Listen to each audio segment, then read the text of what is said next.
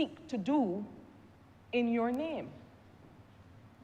And throughout the 10 years that I have been with the Barbados Labour Party, that has been the approach, that at all times, that we have nothing to hide, and we have everything to show. And why?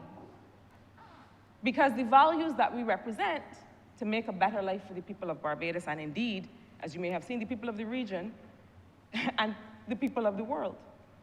Because our governance here does not stay here. And our example of governance has gone far and wide. And so it was in that moment that I realized that this was an institution that I would seek to represent as an institution. Now, I have worked in many places, and at all times, one has to feel comfortable that one can uphold the ideals and values of any institution or company or organization with which one seeks to associate. But there's another thing, sir, that happens, and I can only speak for the Barbados Labour Party, but I will also speak to what I observe in other parties. By contrast, there is a thing that happens in the Barbados Labour Party that once a candidate is identified, or once a young person, sometimes a not so young person, seeks a nomination or seeks any kind of a political service, that there is a body, there is a group that rallies around that person. Yesterday, we had the privilege of honoring a former member for St. Joseph, a stalwart in Barbadian politics, by renaming the roundabout at St. Patrick's after him. And really, it was the will of the St. Patrick's community that we were simply honoring. But I make reference to members like that former honorable member, and so many others who, I think of Sir Dame Billy Miller and other stalwarts of this party, who as soon as a person identifies an interest in representing people on behalf of the Barbados Labour Party, people rally round. Resources of all kinds are brought to bear. And I'm not talking so much about election campaigns, because an election campaign is one thing and it is a finite operation. I am talking about the knowledge building, the solidarity, the sense of comfort, the bringing to bear of networks and resources to be able to support that individual in the furtherance of the ideals of the party. And it has occurred to me in the last few years of the demise or the decline of the Democratic Labour Party, and we don't want to say demise because, Kadir, we hope that they can rally.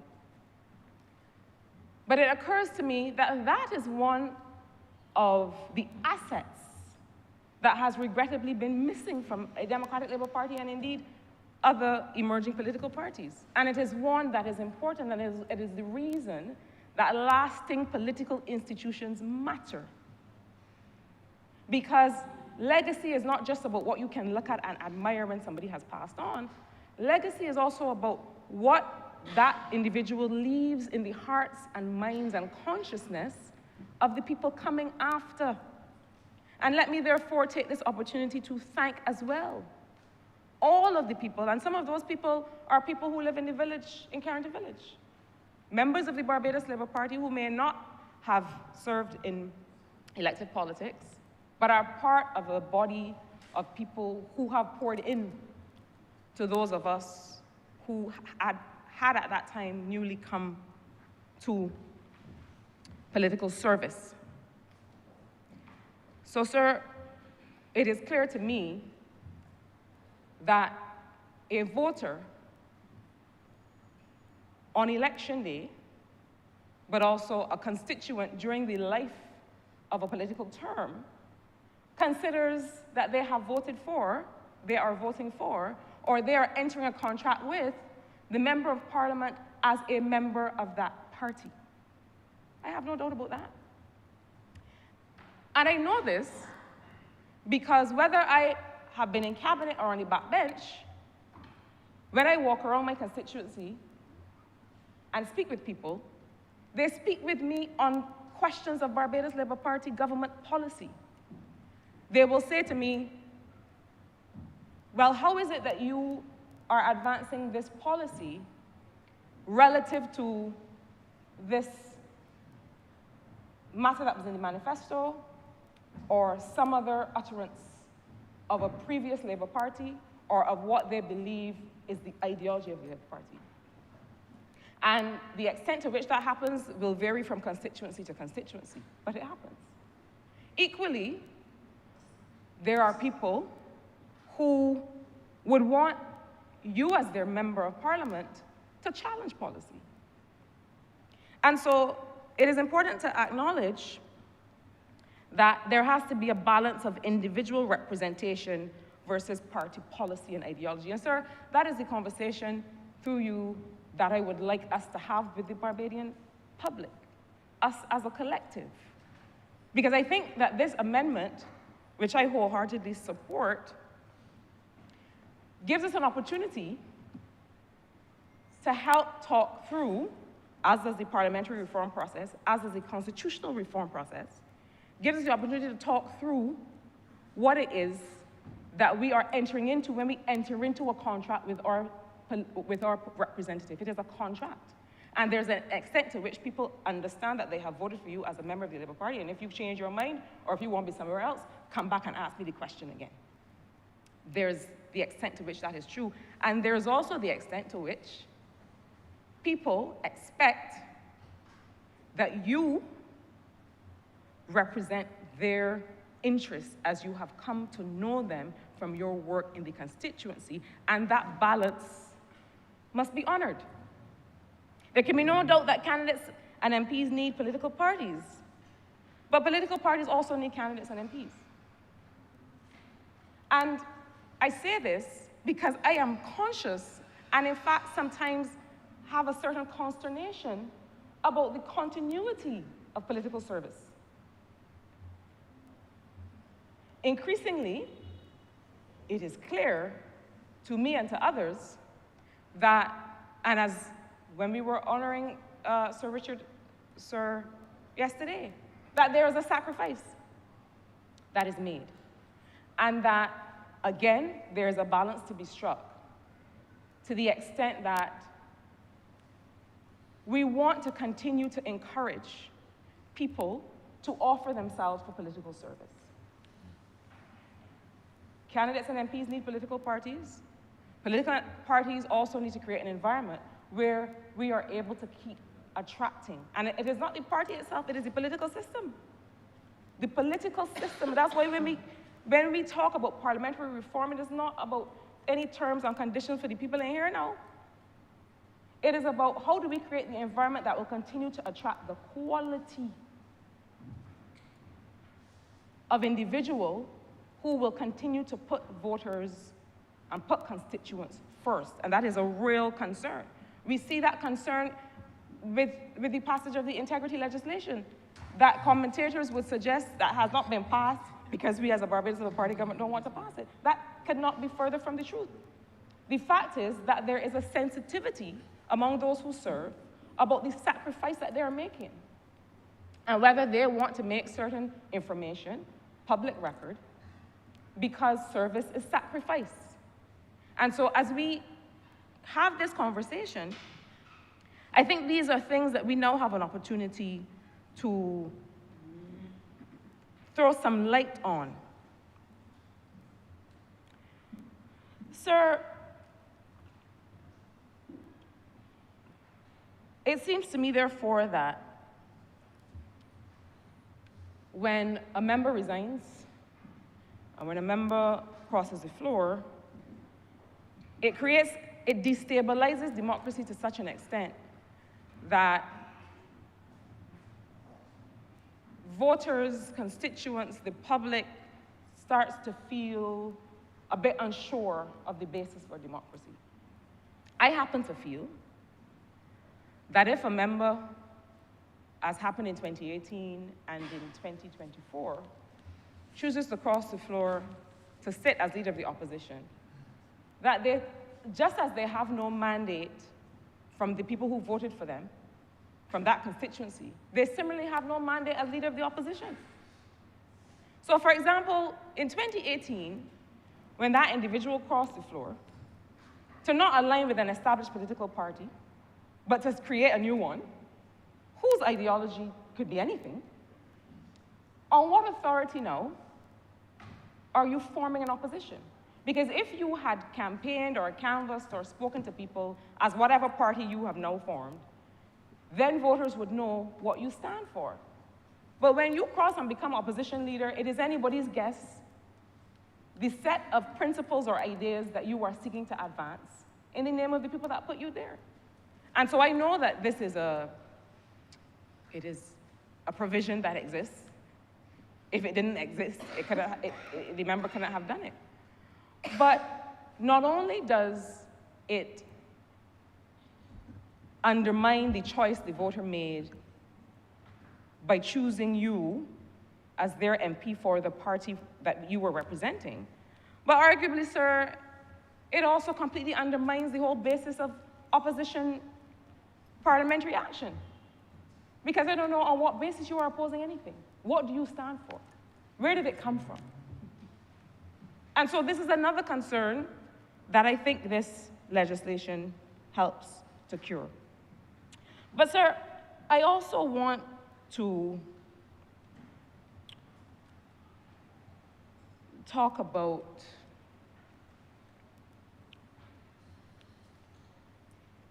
the notion of regulating political activity within political parties. I want to talk to sir about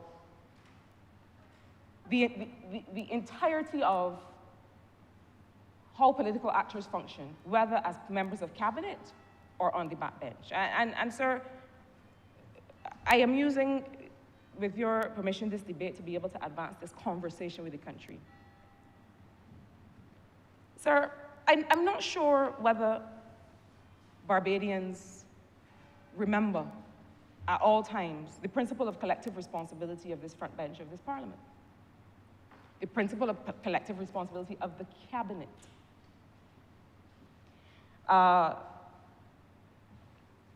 And whether we know what is required for a member to break from the cabinet. Sir, arguably it cannot be done. And so I remember Dame Billy Miller saying to me 10 years ago, if you have such a fundamental diversion from the cabinet as a member of cabinet, you must resign. And I say that because I think that as a collective, we have to understand the contract that we make. Once our member of parliament, for whom we voted, enters into cabinet, cabinet is the place where ideas contend.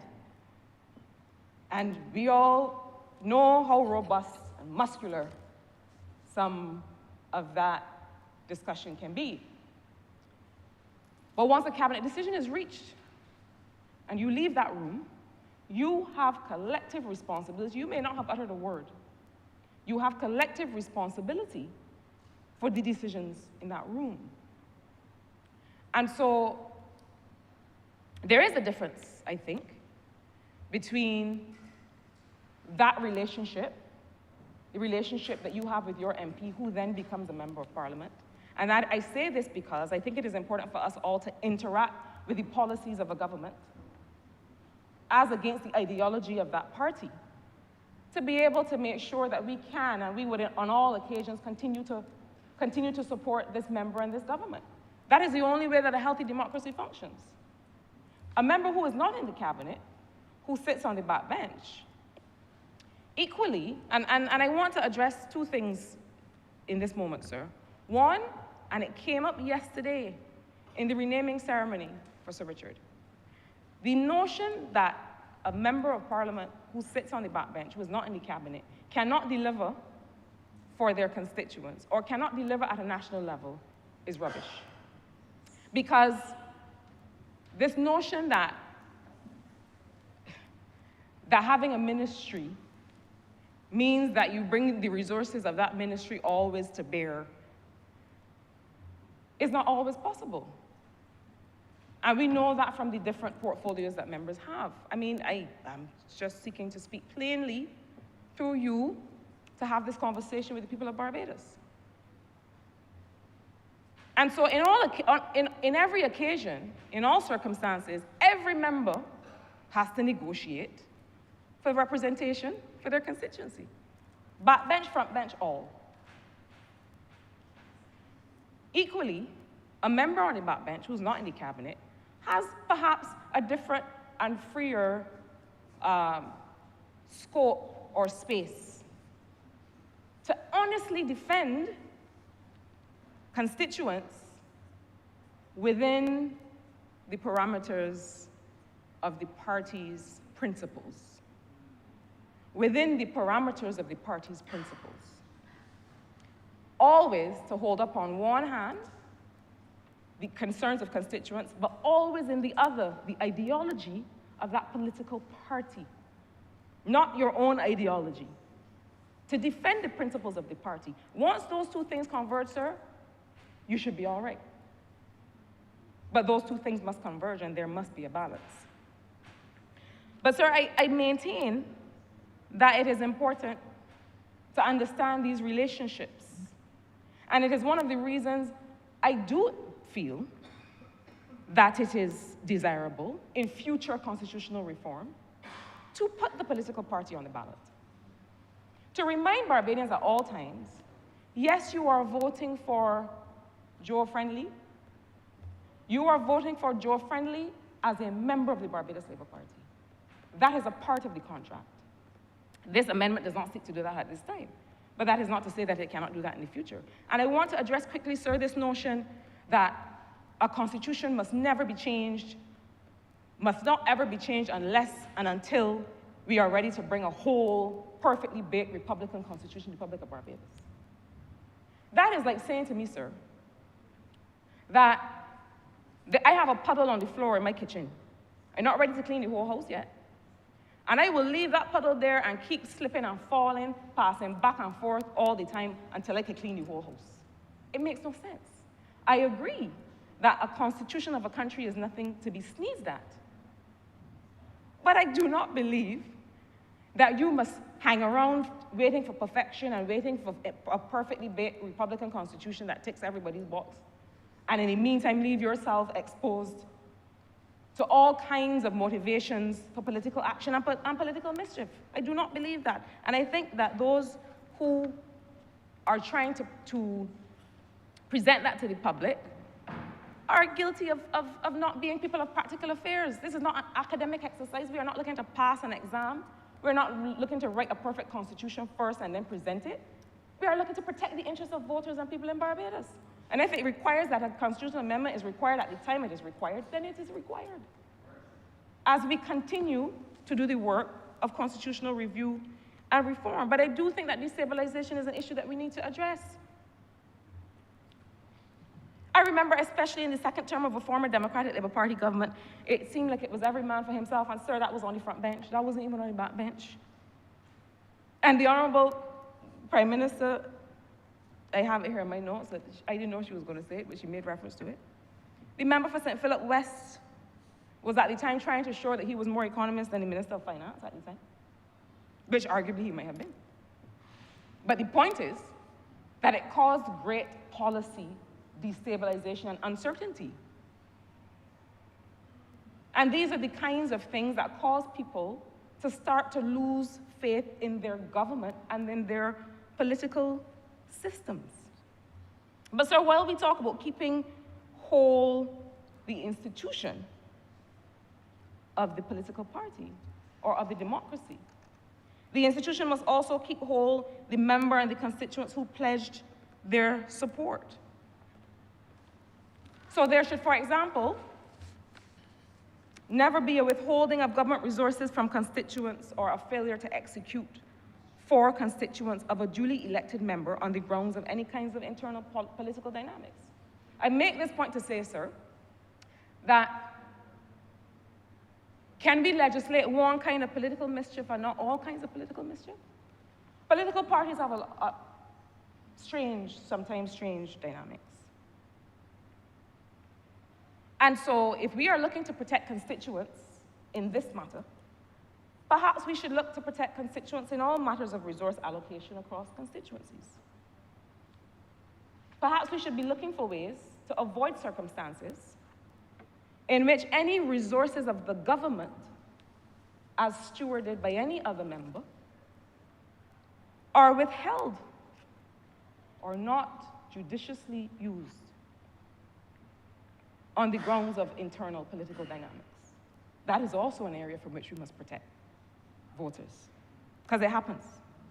And perhaps there are cures for this, afforded by systems in the executive branch, systems in the government, in the cabinet, that monitor indicators of equity and inclusion, not just according to gender or age or ethnicity or socioeconomic status, as we currently do, but also monitor indicators of inclusion according to geographical provenance, where people live.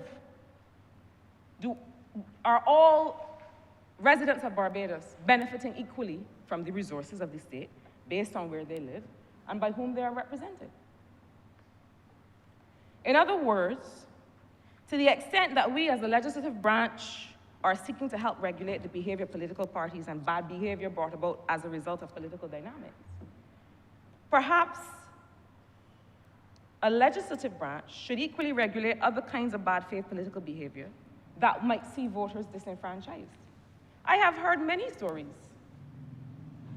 of duly elected members whose constituencies, whose voters, whose Barbadian people that they represent were not able to benefit from state resources for all kinds of reasons. If we are going to talk political mischief and internal political dynamics that may disenfranchise constituents or voters or any Barbadian, let's talk about them all. And so the question then becomes, how far can we legislate this notion of party cohesion or party unity? Or this idea of a unified party system or democracy? I put these things on the table, sir, because I think that it is time for the conversation. And while this legislation is important, because no one wants to wake up the next morning and realize that the party that they voted for, the person that they voted for, against the support of that party, you feel as if the rug has been pulled out from under you. You did not vote for that. And so I support that. But, sir, I think that the matter of expulsion is one that may give some people pause. And I support the utterings of the Honourable Member for St. Michael North East, the Honourable Prime Minister, who was at pains to explain how the principles of natural justice must be brought to bear. And I agree. I think not just with political institutions, but with every institution, one may find oneself at a disadvantage that requires adjudication. That happens with all things. But, sir, I also believe that political parties, like many institutions, are institutions of unequal power. And it is the reason I like to refer not to this notion of a political class. I do not like that expression. I consider that I am part, sir, of a political service, just like public officers are part of a public service. Because if truly there is a political class in our small island politics in the Caribbean, a political elite who, in the original definition of the term, live off politics and do not live for people. That's what political class is. I completely dissociate myself from the expression. But if indeed there has been a political class in our post-colonial political systems in the Caribbean, I am not part of it. I would never be part of it. I'm a child of working class people. And indeed, this Barbados Labour Party, for all of the absurd rhetoric about how this is not the party of poor people. And sir, permit me another pause. I do not know how a party that is not a party of poor people would increase and expand welfare benefits and pension benefits, even as we speak and as we get ready for a budget that is to come. Further expand those benefits. Come up with a trust loan program to create an entrepreneurial class, and further expand that program and other similar programs. Or how a party that's not the party of poor people would continue to expand the transfer of title under the Tenantries Freehold Purchase Act. I think we have to be careful of rhetoric that does not match what we see with our own eyes. So certainly, sir, this Barbados Labour Party has made it our business to find and engage people like me.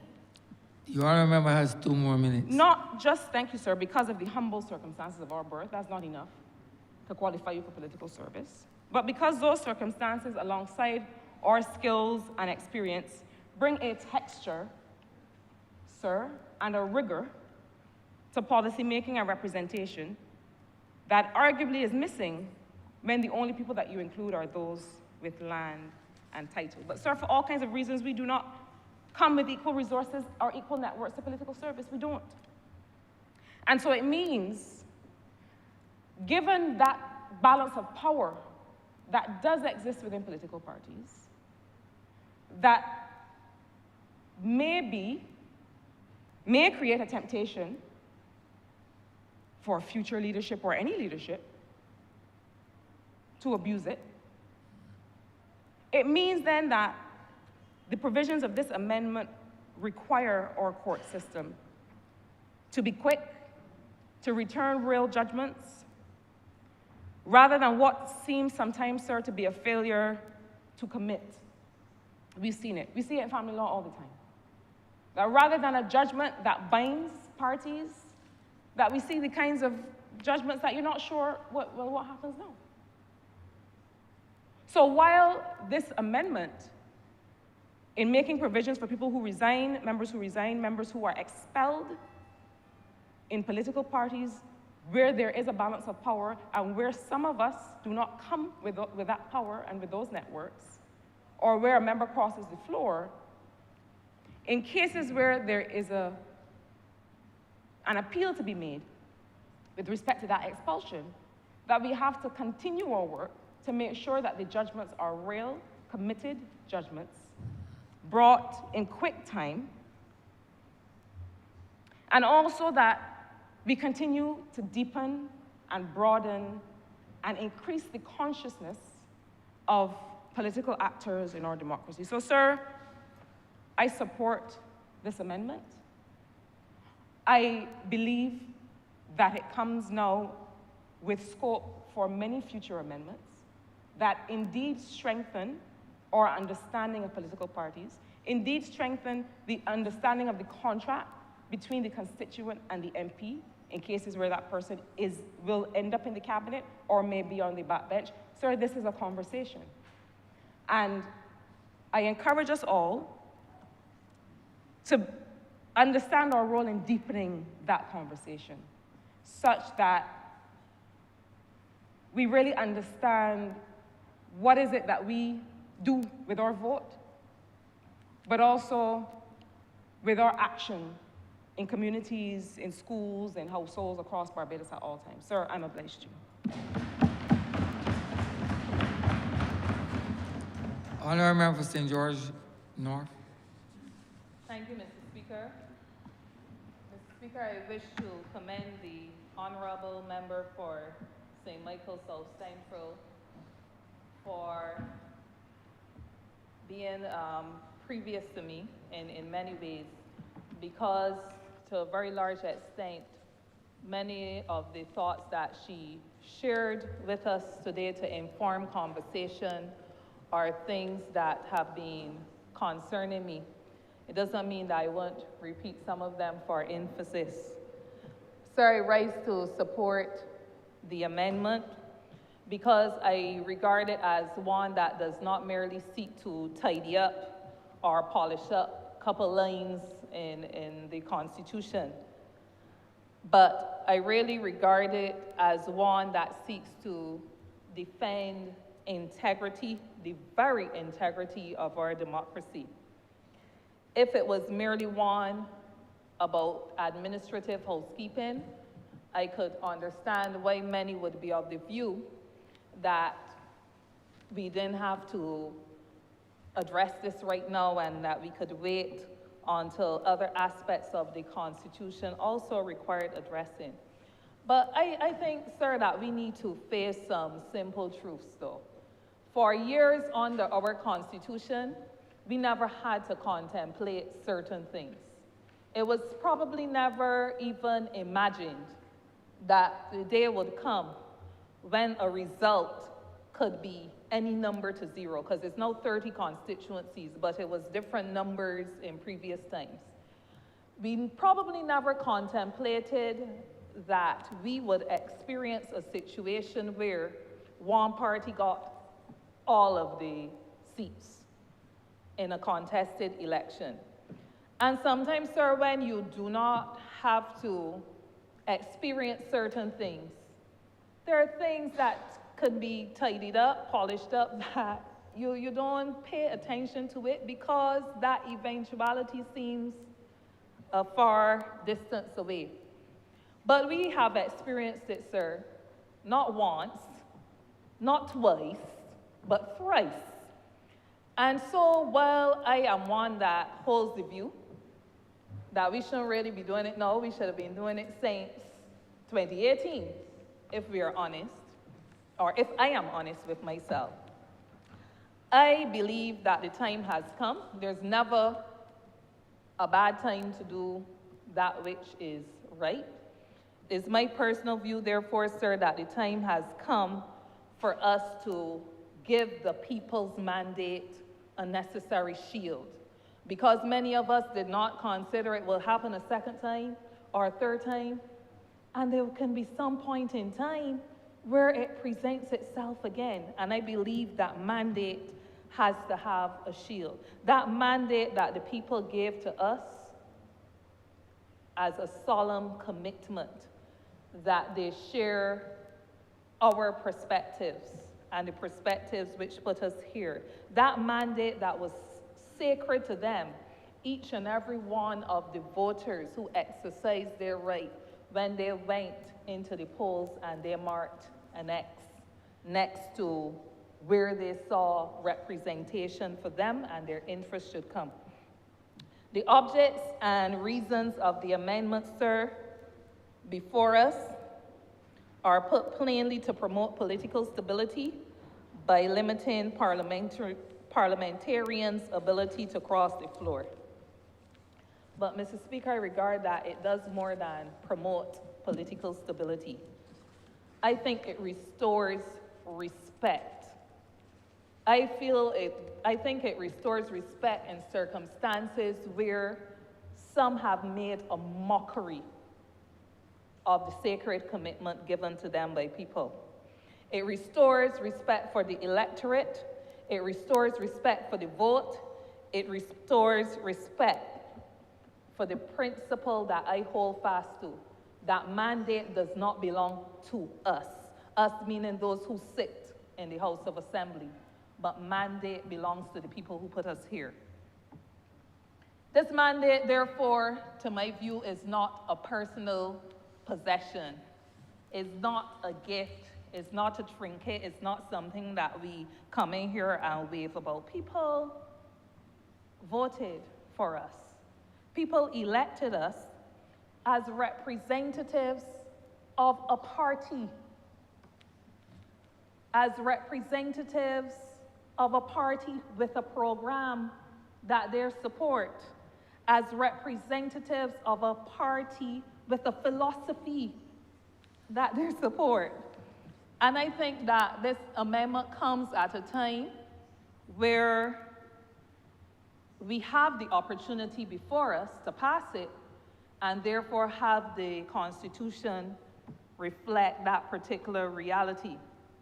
At 45(1)H, a section is inserted to make a seat vacant if a member resigns from their party, if the member is expelled, or if the member crosses the floor.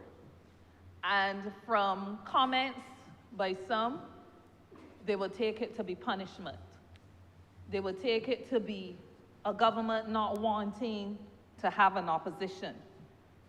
But I think that if we look at it dispassionately, we will find that it is not about punishment, but given all that I've said up to now, it's about protection, protection of the voter's choice, protection of the meaning of the vote, protection of the people who vote for mandate and not for political opportunism.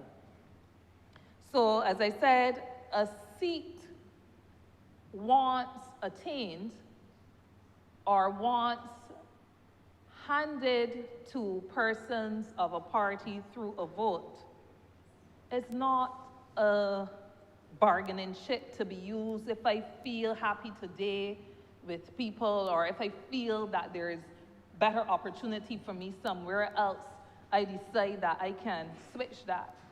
It is really a symbol of the public's trust in us. And I think that this amendment, once we pass it, would allow us to restore that truth. Mr. Speaker, this bill does not rely on rumor. It does not make space for political theater. It establishes or seeks to establish a structured constitutional process. On the 45D1, when a member resigns, is expelled, or crosses the floor, the leader of the party in the House, the leader of the party in the House, not the leader of the party, because I've heard some people commenting as if this is the leader of the BLP or the leader of the DLP or so, but the leader of the party in the House of Assembly, bracket that, square bracket of Assembly, that House means that, must inform the Speaker in writing. That is why, Mr. Speaker, it is important, too, that the standing orders must therefore be amended to reflect this new reality. Section 45D6, therefore, requires that the standing orders identify the leader of each party's business. So for us, the party in government, the Barbados Labour Party in government, we know who's the leader of government business. The leader of government business is the Honourable Member of St. Michael Southeast, who's the Deputy Prime Minister, the leader of government business in the House. It means that any other party in the House will define who is their leader, the leader of the opposition, and so on, and that person has the responsibility to ensure then that the amendment made at 45D1 is not symbolic, but that it becomes operational. So, Mr. Speaker, it goes on then to say that the Speaker then shall, not that the Speaker may or that the Speaker might, but the Speaker shall make a declaration at the next sitting. This bill before us is therefore about giving constitutional order. Now, I understand that there may be some concerns of some, that there may be some fear of political ambushing that can take place.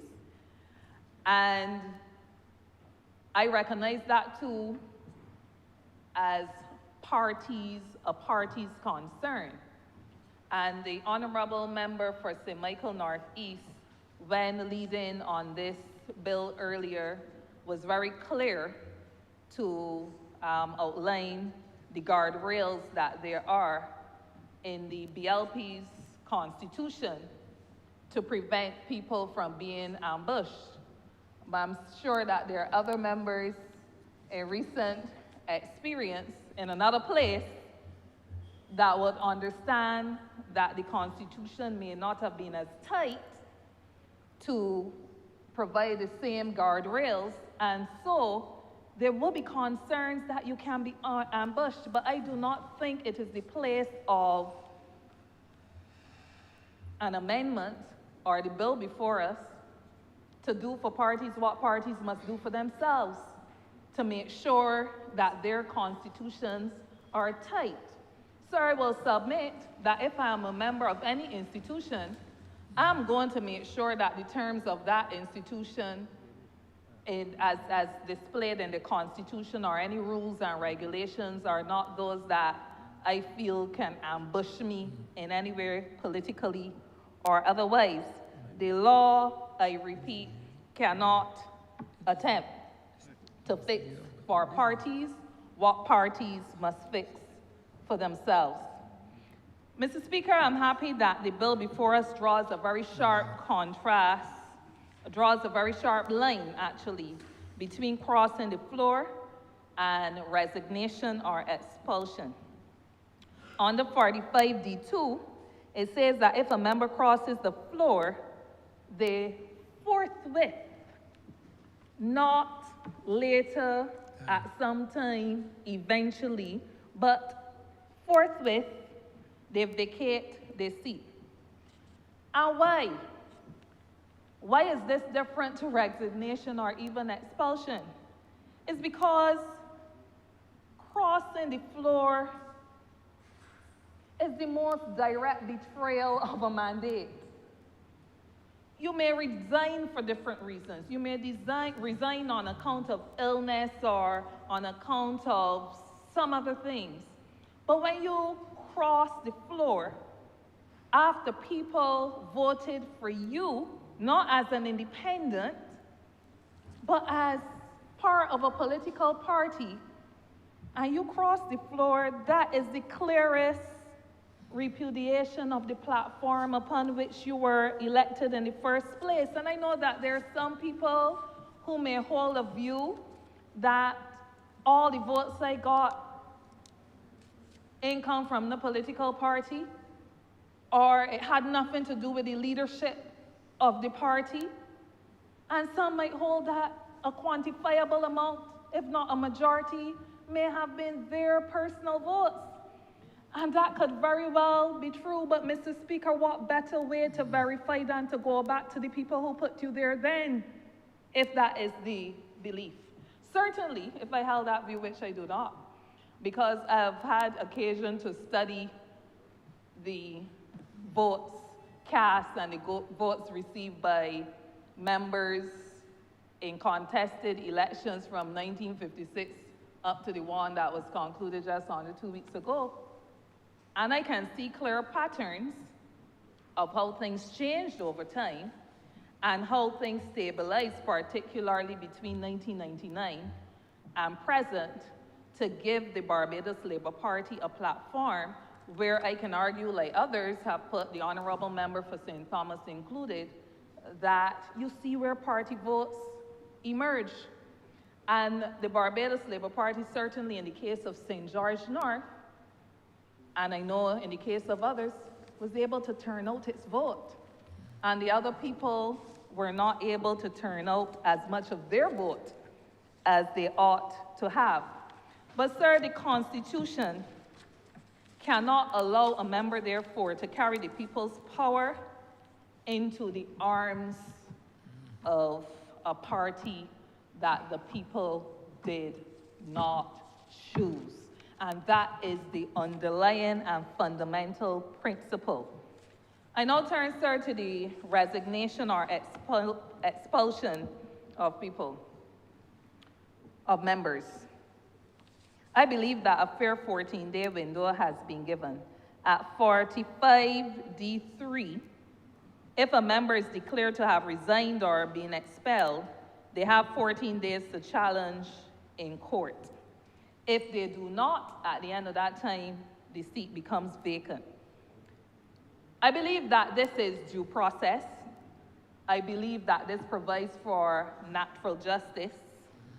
I believe that it provides for constitutional fairness.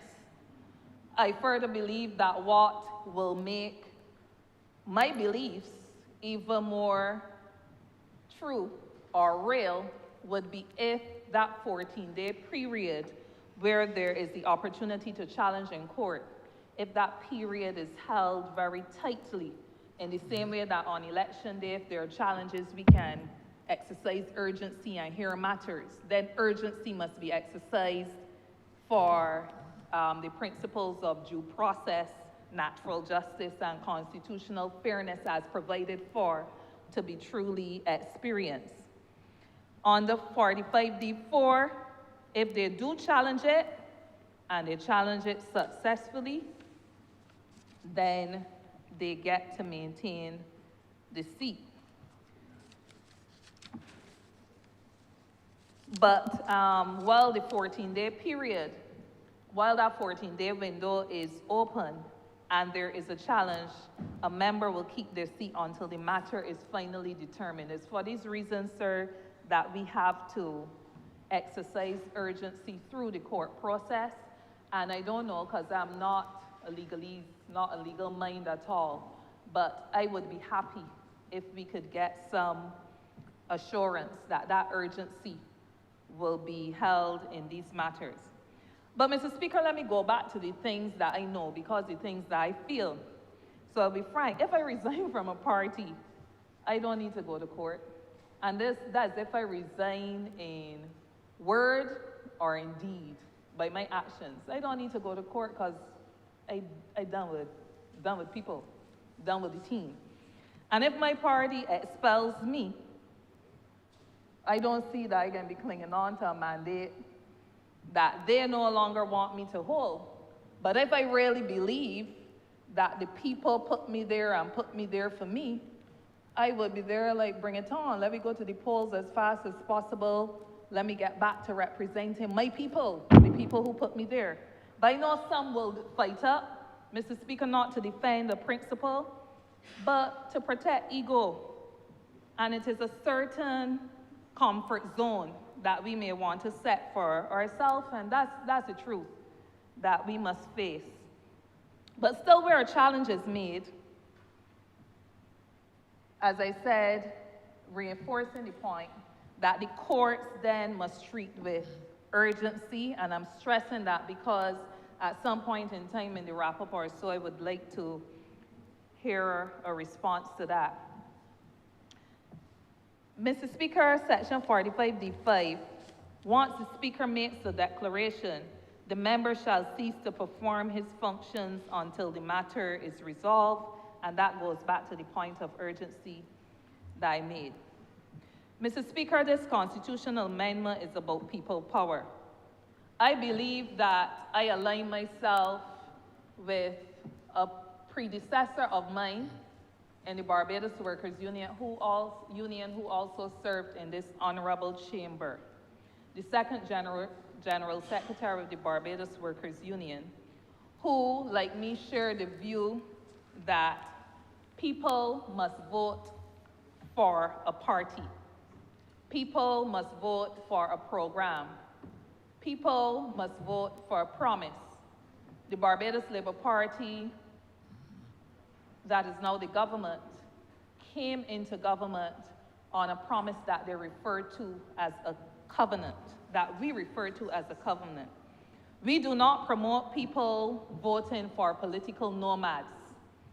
The labor movement does not promote people voting for political nomads. We do not promote people voting for instability. We do not promote people voting for members who treat this honorable chamber as if it is a revolving door. A party is promoted to align with because a party allows for continuity. It allows for discipline. It allows for direction. So if you break the covenant that you set with the people can hold you accountable to it. A Lone Ranger, let's face it, and the people know it, cannot achieve structural change without an organized movement behind it, whether that movement is a union, whether it's a political party. So that when you are in your canvas and people tell you things like, this road is not being fixed, so I don't know if I want to vote for you. My house has not been repaired. I don't know if I want to vote for you. Don't vote for me. You think the Lone Ranger can be able to deliver it to you? And that's the reality. And that's how we sometimes have to speak truth to power and get people in a very reflective state of mind that they can understand what they're actually saying. I don't mean that a person therefore must go and hijack another party. You must have that movement, the movement behind you truly, not because you put yourself there and was able to do all the machinations to keep yourself there even when you're not wanted, but you must have the movement of some base behind you. When a member crosses the floor, they are not exercising conscience. And let's get that straight. They are overturning the will of the voter. And the Constitution must not allow that. And the Constitution, this bill, belatedly, now puts us in a position that we won't allow that once it is passed. This bill says to the people that your vote is final unless it is returned to you. It says to the people, your mandate is respected. It says to the people, your power is not transferable. And I think that these are very important principles for all of us who hold office to support and promote. This bill is not about protecting those who are voted for. This is about protecting the voter and the mandate that the voter has given. Mr. Speaker, let me also be clear and permit me to speak now a bit as a Labour leader, also who is a member of Parliament. My support for this bill is not blind to party failures. I want to repeat that. My support for this bill is not blind to party failures. I am a leader in the workers' movement.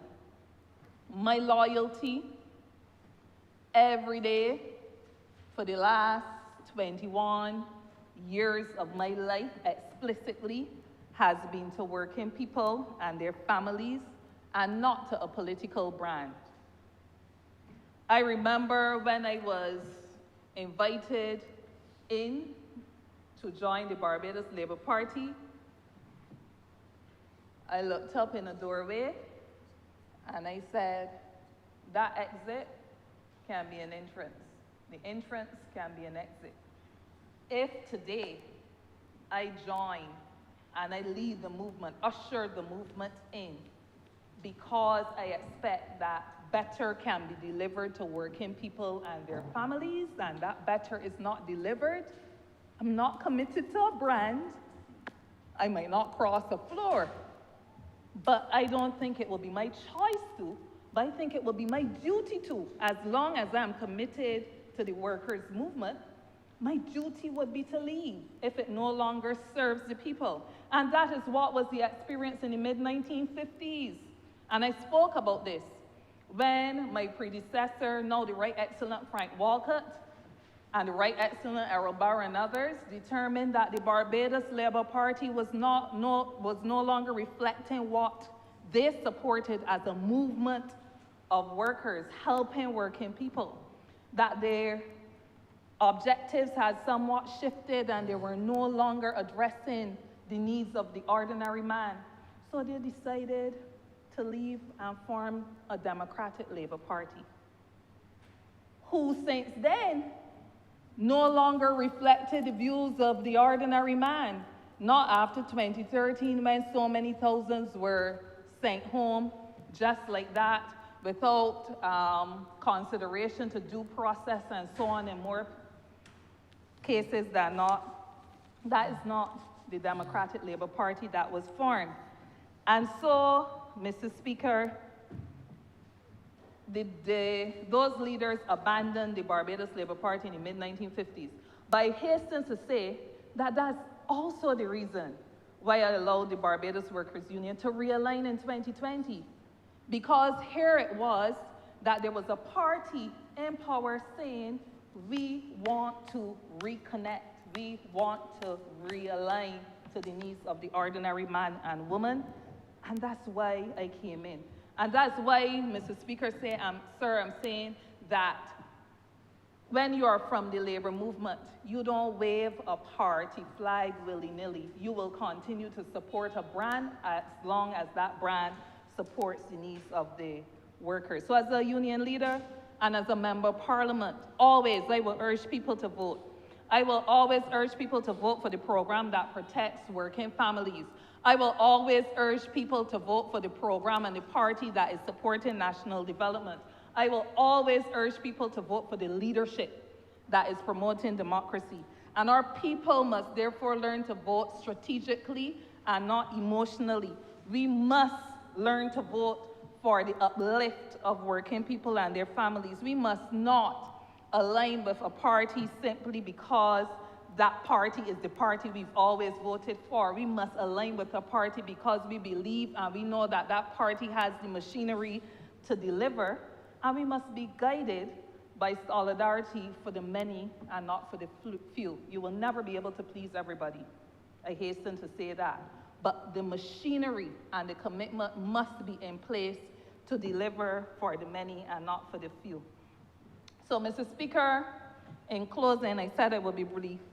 Let me close with a plain truth, repeating what I said for emphasis. The mandate belongs to the people.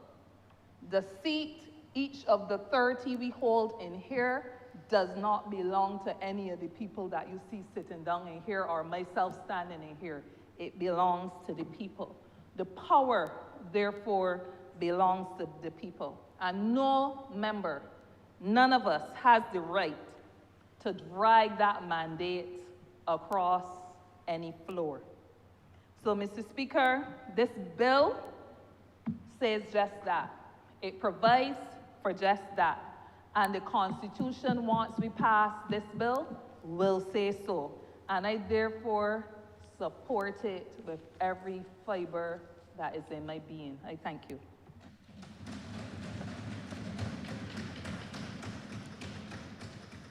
Honourable St. Philip North. Thank you, Mr. Speaker. It is fortuitous that you're back here today on the mandate of an independent speaker. And with that, I am asking for your indulgence and to be open-minded as you usually are. But I have questions on this bill, and of course, I have reservations.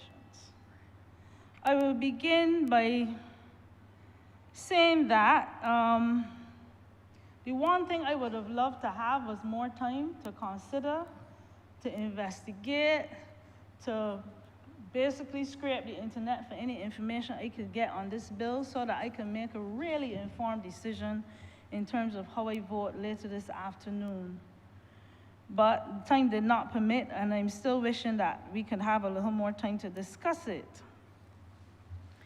I have the Prime Minister, the Honourable Prime Minister said earlier about there's certain things I think are not worth the fight about stating the definitions of some of the things like crossing the floor and what was the other one I wanted to say? Like crossing the floor, for instance, political parties, for instance. I tend to disagree. 50 years from now when I'm in my grave or in an incinerator, language changes. Fat is no longer obese, fat is cool. Gay is no longer happy, gay is something else. Tea is no longer what we drink, it's information or gossip. And I think it's important to put definitions in legislation so that for future, everybody and anybody can understand as language changes. Crossing the floor is not always fruitful. The members that spoke before me insisted on that. But reading a little bit more on the history of crossing and so on, I can say that it has been fruitful in some instances. We have the great example of Errol, the late Most Honourable Errol Walton Barrow, who left the Barbados Labour Party and basically started a force to reckon with, the Democratic Labour Party, which sadly all of us are seeing the demise of it, which I really do not want to happen. That was a fruitful crossing. We have seen the late Right Honourable Owen Arthur cross to become an independent. And anybody in here that would say he did not make valuable contributions in Parliament as an independent till he came upon, can't remember if he ran the elections after that, would be lying. That was a valuable crossing, Mr. Speaker. I took a little time this morning, I really couldn't sleep last night, thinking about this bill, and I remembered us discussing the Parliamentary Reform Commission report, which I know the House has, if I'm correct. And I'm seeing a part, and I would like your embellishment to read the part that jumped out at me. And it said, aside from potential issues of the constitutional right to freedom of association, the right to cross the floor is an important element of opposition in a democratic society. Specifically, a parliamentarian may feel that he can no longer associate with or support a political party of which he has been a member. It is in the interest of democracy that he should be free to do so. If the electorate is dissatisfied with his decision, that will be, and often is, reflected in the next general election. And this was the majority of the members here that said this, not the minority. I am bearing these things in mind when I have to think about what this legislation means. And I think the Parliamentary Reform Commission was an important commission, and it served a purpose. Then, when I went on reading this morning on the Google, that's the doctor for everything, I came across, and you should know about this, Mr. Speaker, the Commonwealth Latimer House Principles, and I'm sure you shook your head, so you're very familiar. And I read certain things, and part I was reading, it was associated with what was happening in Trinidad and crossing like that. But this is a Commonwealth. I think, as far as I remember, we are part of the Commonwealth. It started with preserving the independence of parliamentarians, that the freedom of speech and debates or proceedings in Parliament ought not to be impeached or questioned in any court or placed out of Parliament. It says at number 2, security of members during this parliamentary term is fundamental to parliamentary independence, and therefore, A, the expulsion of members from Parliament as a penalty for leaving their parties, i.e. crossing the floor, should be viewed as a possible infringement of members' independence. Anti-defection measures may be necessary in some jurisdictions to deal with corrupt practices. It goes on in B, laws allowing for the recall of members during their elected term should be viewed with caution as a potential threat to the independence of members. C, the cessation of membership of a political party of itself should not lead to the loss of a member's seat. And you smile, you're familiar with what I'm saying. It struck me also, and I'm asking the question of myself and the rest of the House, do we have the right to determine by constitutional reform the way forward for other parties? The Barbados Labour Party will not be in government forever. It will come back, it will go, it will come back, that's just history. Do we have the right as a parliamentary group to determine what other political parties do? How they treat their own in terms of crossing and everything. Why is this a constitutional reform subject? Why not just legislative? These are questions that I'm interested in. Politics is a temporary job. We all know that. I was told that by one of the gentlemen that crossed over 2 elections ago. And it struck me as true. We won't be here forever. And I'm wondering if we have the right to impinge on their rights or their views or their actions. Expulsion from the party, the members that spoke before me spoke about this. I think that, and this is internal. You can't help but say that's within a party. These are internal issues, and I don't believe, and I know they have 14 days to take it to the court, I don't believe that an MP should have to vacate the seat if he's expelled by the party. I don't know, I heard the reasons that you can be expelled for our party. I don't know how it stands for the others, but I am questioning that as well, and I would like to ask for clarifications. If I want to use crossing the floor in a proverbial sense, quote unquote, crossing the floor, both parties in this way have benefited, both major parties have benefited from such. As I look around this very room and think about the other house, we have benefited from people not crossing the floor, the literal floor of Parliament, but crossing from one party to the next. How do we sit as a government and not bear this in mind when we speak about crossing the floor? It may not be a cross at election time, but in essence, it's a cross for the benefit, at least the perceived benefit, of an individual party. These are things, and we try not to look at the public, but as an MP, I have to bear in mind what the public is saying. All morning I was reading while I was listening on the comments that people are making, some good, some bad, some for, some against, but they have to be borne in mind. The Constitution, as far as I'm concerned, deals with the organization, structure, function, powers of the organs and agencies of the state. In my view, not political parties. These are some of the things that I want, well, clarification on. As I said, I would love, and I'm sure other members in here, especially the backbench, would love a little more time to actually research what's happening, to deal with what is happening in other jurisdictions, what the law says if it did come to play. I'm seeing one more with the Latimer principle, but Latimer House principle. But that might not happen. I understand it's coming to the Senate soon, but these are some of my concerns, and obviously will not be long. Personally, and the Honourable Member for South Central, St. Michael South Central, said it shouldn't be personal, but I think personally, I understand everything that is happening. I don't agree with the expulsion part. The crossing the floor to trigger a by-election or an early election, we have seen, and other members mentioned, that the chances of somebody that crosses wins the elections is slim. So why not, according to the Parliamentary Reform Commission, wait till the next general election when it is due? These are things I have in mind, Mr. Speaker. Thank you for the 10 minutes I had to speak to you. Please bear some of what I said in mind, and I will take my seat. Thank you very much.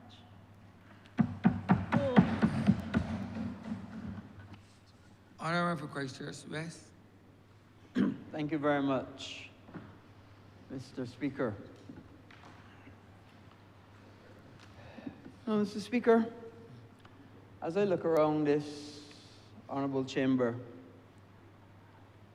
I look to see members of the Barbados Labour Party. And I think certainly from what I can see, am the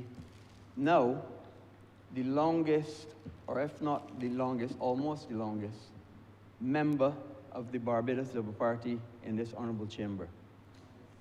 I was a member, in fact, this year is 40 years that I've been a member of the Barbados Labour Party.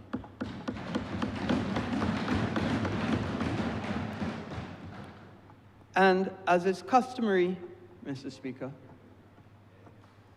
in addition, especially after an election, as is customary, we always thank the people that sent us here. And I want to use this opportunity to thank the people of Christchurch West, who have sent me now to this honourable chamber for 5 terms, starting in 2003. And we always must remember, when we speak in this honourable chamber, who sent us here. Now, also as is customary, when I get up to speak, I always start with, I support this bill. But you know, Mr. Speaker, elections change lives. And in fact, I went through a whole election campaign saying elections change lives. And although normally I get up and say, I support a bill, today is a different day. Now I am a backbencher. I'm free to speak my mind. I am no longer a member of the executive. But am I free to speak my mind? And that is the crux of this bill. Am I free to speak and say what I feel as a person without fear of expulsion, without fear of not towing the party line, without fear of thinking that my utterances can be used against me? And that is the crux of this debate. That is the fundamental crux of this debate. I fully agree, I fully and wholeheartedly agree that if you cross the floor, that you should go back to the polls. I fully agree with that. The part that I had difficulty with is whether somebody should be expelled from a party based on their utterances or positions that they have taken. And I listened to the Honourable Prime Minister, and we discussed it amongst ourselves at length. And I have come, after deep reflection over a significant period of time, to now agree with that aspect to it. And I'll explain to you why I agree. We often say that I must respect the people that sent me here. And yes, the people that sent me here are the people from Christchurch West. But the people that sent me here are also the Barbados Labour Party, though.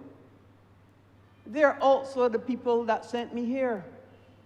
And when you think about it, all of us have benefited from everything that the Barbados Labour Party provides in an election. The Barbados Labour Party provides this, a manifesto. I didn't write this manifesto. Well, I didn't write the manifesto by myself. We had help, and we all come together and write a manifesto. And I know that I wouldn't want to steal the thunder of the Honourable Leader, because if I were to read from it, I had to make it a document in the House. And I don't want to preempt the Leader making the manifesto document, but maybe I should, because it's a mini manifesto that I have in my hand. I remember, as long as you're quoting from it, you can indeed make it a document. But I won't want to preempt the Leader making the manifesto document. It's not preempting, I remember. Fine. If you're quoting from it, And it's your duty. The number one thing, the BLP's core beliefs, a sense of belonging that gives life meaning. Now, I started by saying that I have belonged to the Barbados Labour Party for 40 years. So therefore, I internalize and I accept the core values of the Barbados Labour Party. And if we accept that when we enter these chambers as elected members, we enter these chambers and we benefit from the record of the Barbados Labour Party. We benefit from the posters of the Barbados Labour Party. We benefit from meetings of the Barbados Labour Party. This election, we benefited from an application, an app of the Barbados Labour Party. We benefit from other colleagues coming and assisting you on your platform of the Barbados Labour Party. We benefit from all the paraphernalia of the Barbados Labour Party to help you to win your seat and to provide a case to the people of your constituency. Then how could you not say that you have also been sent by the Barbados Labour Party? So if you have a duty to know that you've been sent by your constituents, you also have a duty to know that you've been sent by your party. And if you internalize and accept that, then of course you would have to accept that if you in some way speak against or your party has reason to expel you, then you have to accept that then you must go back to the electorate who have sent you here. Now, Mr. Speaker, I also looked at how does this affect other political parties? Because when we change this constitutionally, it affects how other political parties formed and even not yet formed will be able to respond and have responses in this honorable chamber. And let's give an example. Let's think about it a little bit.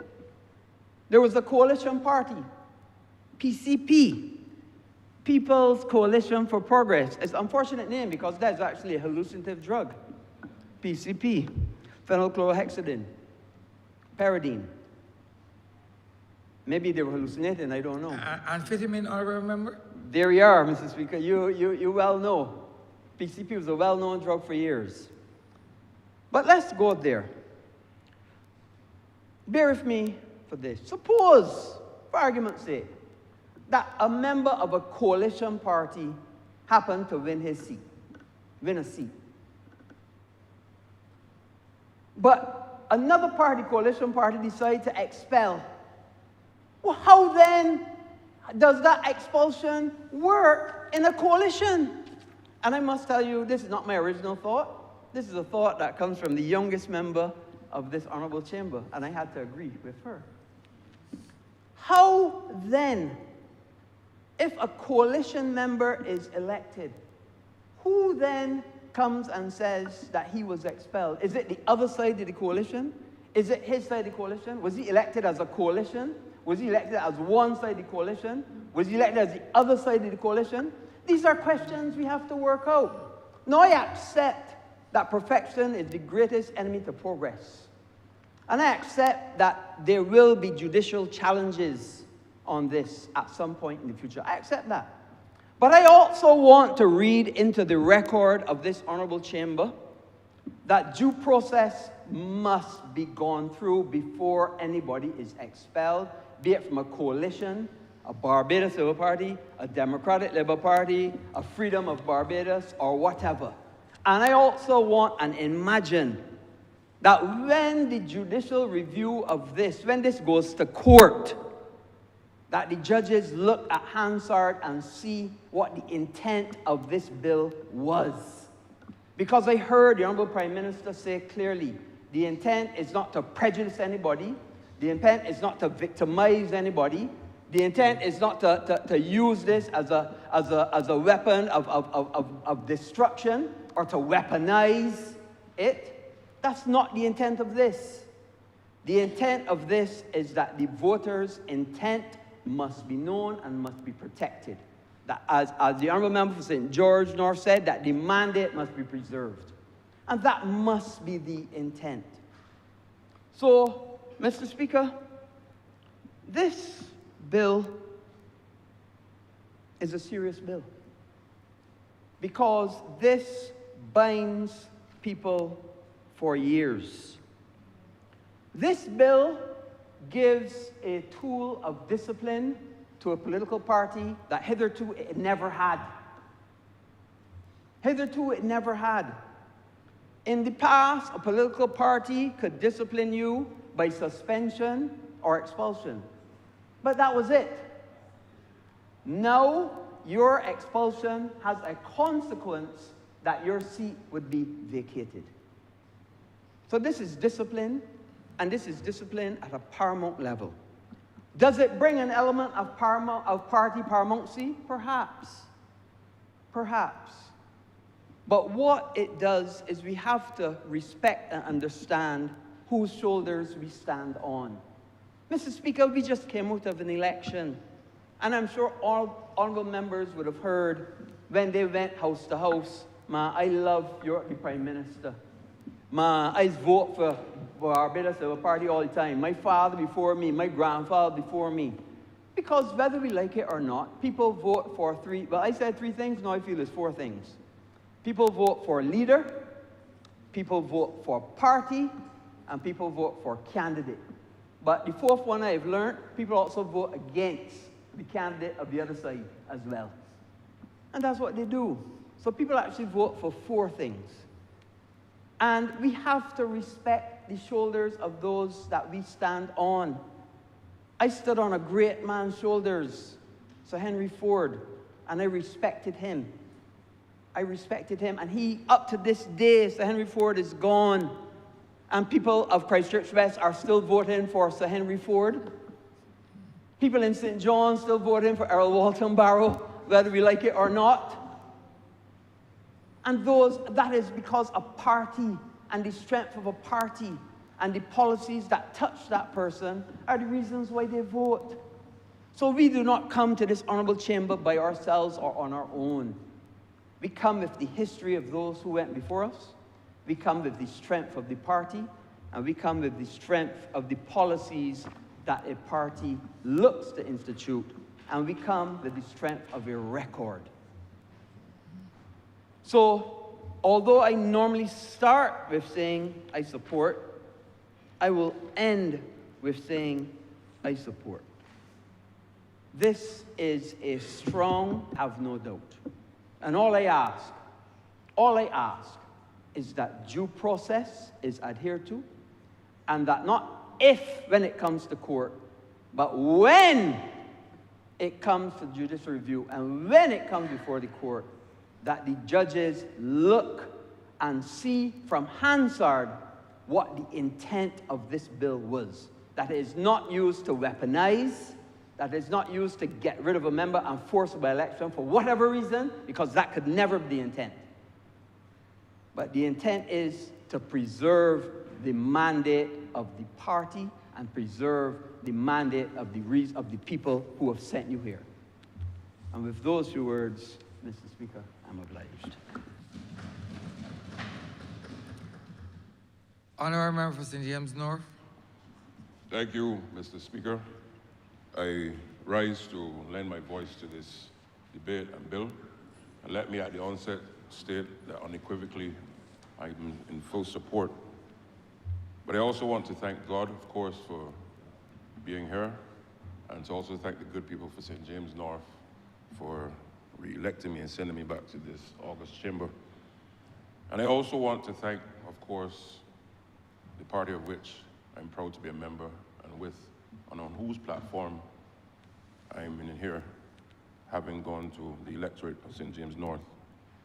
And it's on that basis that I start, because with respect to where we are, we have to now make it very clear that strong institutions, and I repeat, strong institutions operate on a basis of trust. Strong institutions operate on the basis of trust. And part of the duty of this chamber and the members of this chamber is to ensure that we not just operate for today, but that we operate looking squarely and firmly to the future for the governance of this institution, so as to protect the integrity and the trust that this institution requires of us, particularly on the basis of the electorate that we all represent across this country. And given the fact of our history, the third oldest parliament in the Commonwealth, there's a duty, Mr. Speaker, to my mind, that this parliament has to treat to with respect to ensuring that that trust and integrity can stand the test of time, particularly given the history, and by extension our recent history, with respect to the issue of persons crossing the floor. And I start there because why? That trust that I spoke about, Mr. Speaker, really falls between the relationship between the members of this chamber and the electorate who elected us and sent us here. And a number of things would have taken place, as you've heard today, throughout this bill and debate. Firstly, all honourable members, all elected honourable members, Mr. Speaker, are here on the basis of a few things. Firstly, candidates would have presented themselves house to house, across communities and constituencies in Barbados, not just presenting themselves with their names and their individual selves, but on the basis of ensuring that people understand that they are representing a political institution. All of us, bar none. And if you understand the history of our country, we all know that political parties stand a much higher likelihood of success at the polls, particularly mass-based political institutions, than persons running as independents. And that has been our case, with the exception, with a few exceptions. And as a result of that, seeking to represent the electorate in Parliament, not for yourself, but of course, as a result of saying, I am representing political party A, or political party B, or political party C. The relationship and the trust in which you're asking the electorate to vote for you is on the basis, therefore, saying, should you vote for me, these are the things that I'm going to advance on your behalf. Firstly, the philosophies, the policies, and the programs and initiatives of said party. And when you present that to the electorate and they give you their vote, invariably then that relationship is now forming and solidifying and saying, I am sending you to Bridgetown to represent me in Parliament on the basis of all of the things that you and your colleagues would have stood for on the platform, on the television, on the radio, you name it. All of the platforms that you've advanced in the name of whatever party to go into Parliament and to represent my interests as an electorate. And it therefore means that when you're elected to do that, Mr. Speaker, particularly advancing the issues of your constituents through the lens of your political institution, and notice I didn't say government, but through the lens of your political institution, it means that that trust is that on the basis of what you presented to them, they expect you to advance their interests and to represent them through the lens of what you've asked them to vote for. And I make that distinction for a number of reasons. As I listen to public discourse on this key and timely and important bill, there are a number of persons, Mr. Speaker, who have said that this bill would only favor governments of the day. And nothing could be further from the truth. At a time in the future, whenever that time may be, in circumstances where there would be, for example, an elected opposition, should a member or members of the elected opposition also want to cross the floor into the governing party, they too will have to fall within the realms of this bill. And it therefore means that what we're trying to now do is to carve out a situation where that the governance and integrity of Parliament represents the trust given to that elected member at the time of the poll when they went to vote. And the idea that you can just cross from one side to the other as an elected member without going back to the electorate that sent you there is not only a breach of trust, but it goes and erodes the confidence in which people ought to have in the parliamentary process. And therefore, that parliamentary process, particularly in the context of reform, is key, particularly when we're also talking about ensuring that we can now make sure that the levels of, for example, voter apathy.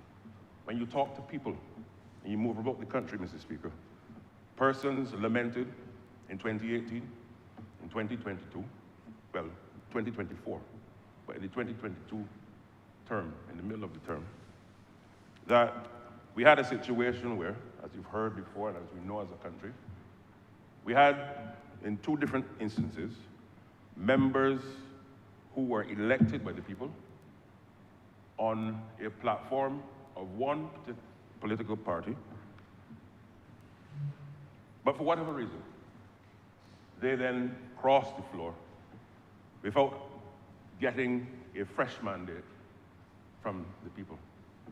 But we all see, Mr. Speaker, what has happened in those circumstances. Because people in Barbados and the electorate, in my view a very sophisticated one, have made it very clear, in no uncertain terms, that if you are going to cross the floor after having stood on a platform, coming house to house, using the resources of a particular political party, and then for whatever reason you believe that you are a big McGuffey, and that you can go it alone and disregard the people, then you will have to deal with the consequence, not in here, but out there in the election world.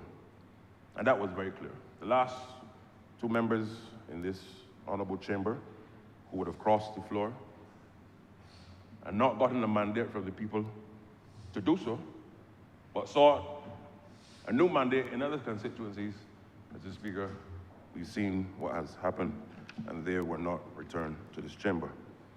But there's also another thing that I want to focus on very briefly, because I'm not going to be too long, because a lot of what I would want to say has been well articulated by my honorable colleagues.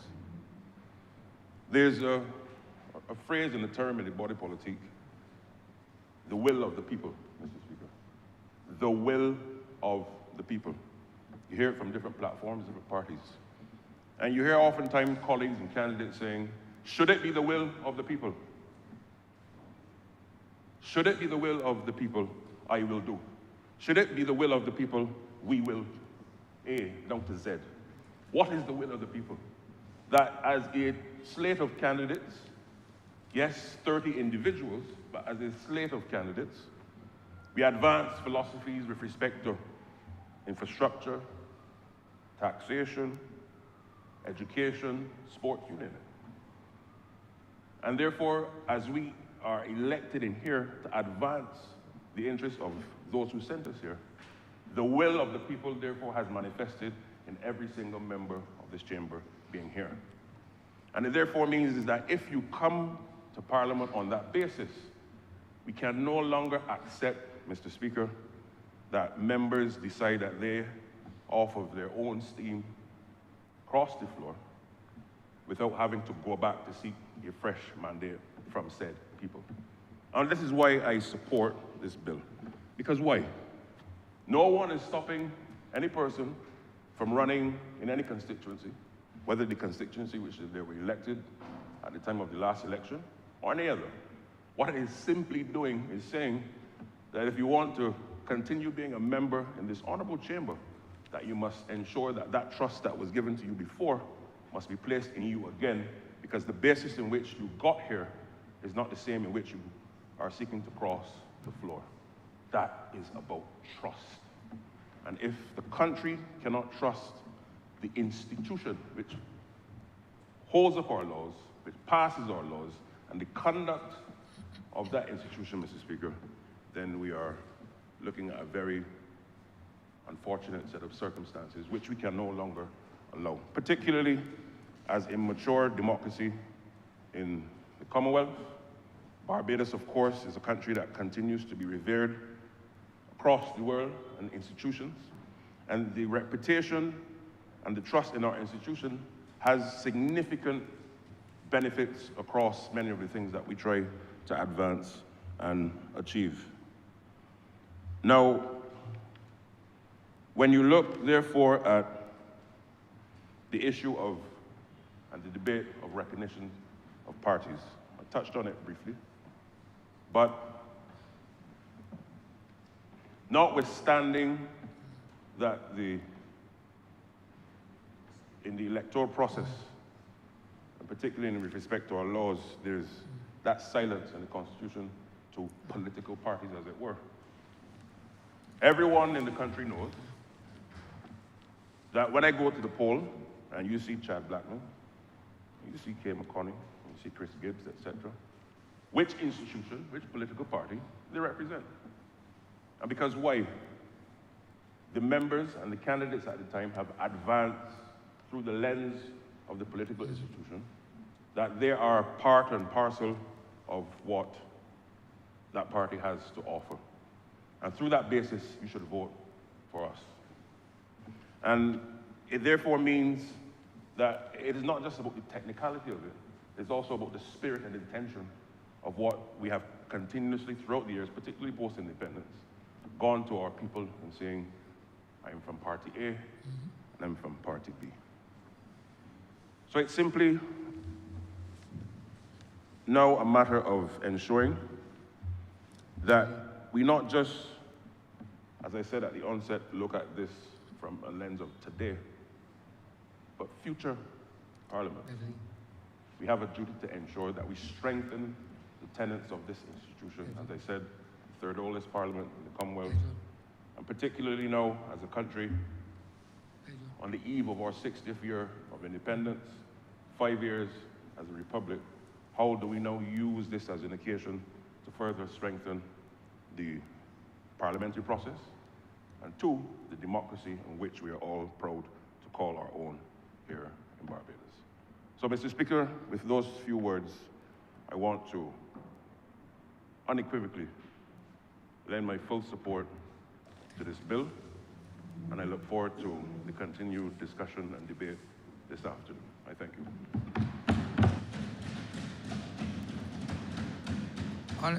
Honourable for Christchurch South. Thank you, Mr. Speaker. Thank you for recognizing me as I stand to make my maiden speech in this honourable chamber. I do not take this moment lightly, Mr. Speaker. As I stand on my feet in this chamber, I do so with the full weight of the people of Christchurch South. Those who voted for me, those who didn't, those who might have abstained for whatever reason, I stand to represent all of them as a humble servant. I thank especially, though, the team that would have supported me, that would have walked in the rain and the hot sun, and that would have toiled, and also, as well, the support of my colleagues and the party leader, who made it possible for me to be here standing in this moment. And of course, I thank my church, and I thank the Lord who has purposed me in this moment. It is not lost on me, Mr. Speaker, that I stand to speak on a bill, the subject of which has had the most recent impact on the constituency that I represent of Christchurch South. A constituency that has had the unfortunate position of having what I call a shadow representative. A representative that left them not once, not twice, but 3 times. Absentee, shadow representative. He left the constituency because he withdrew himself from them. There was a point at which the constituency no longer saw him, heard him, or felt him. That was one. The second time, he crossed the floor. He crossed the floor with no responsibility to be able to say to the constituents, I am departing.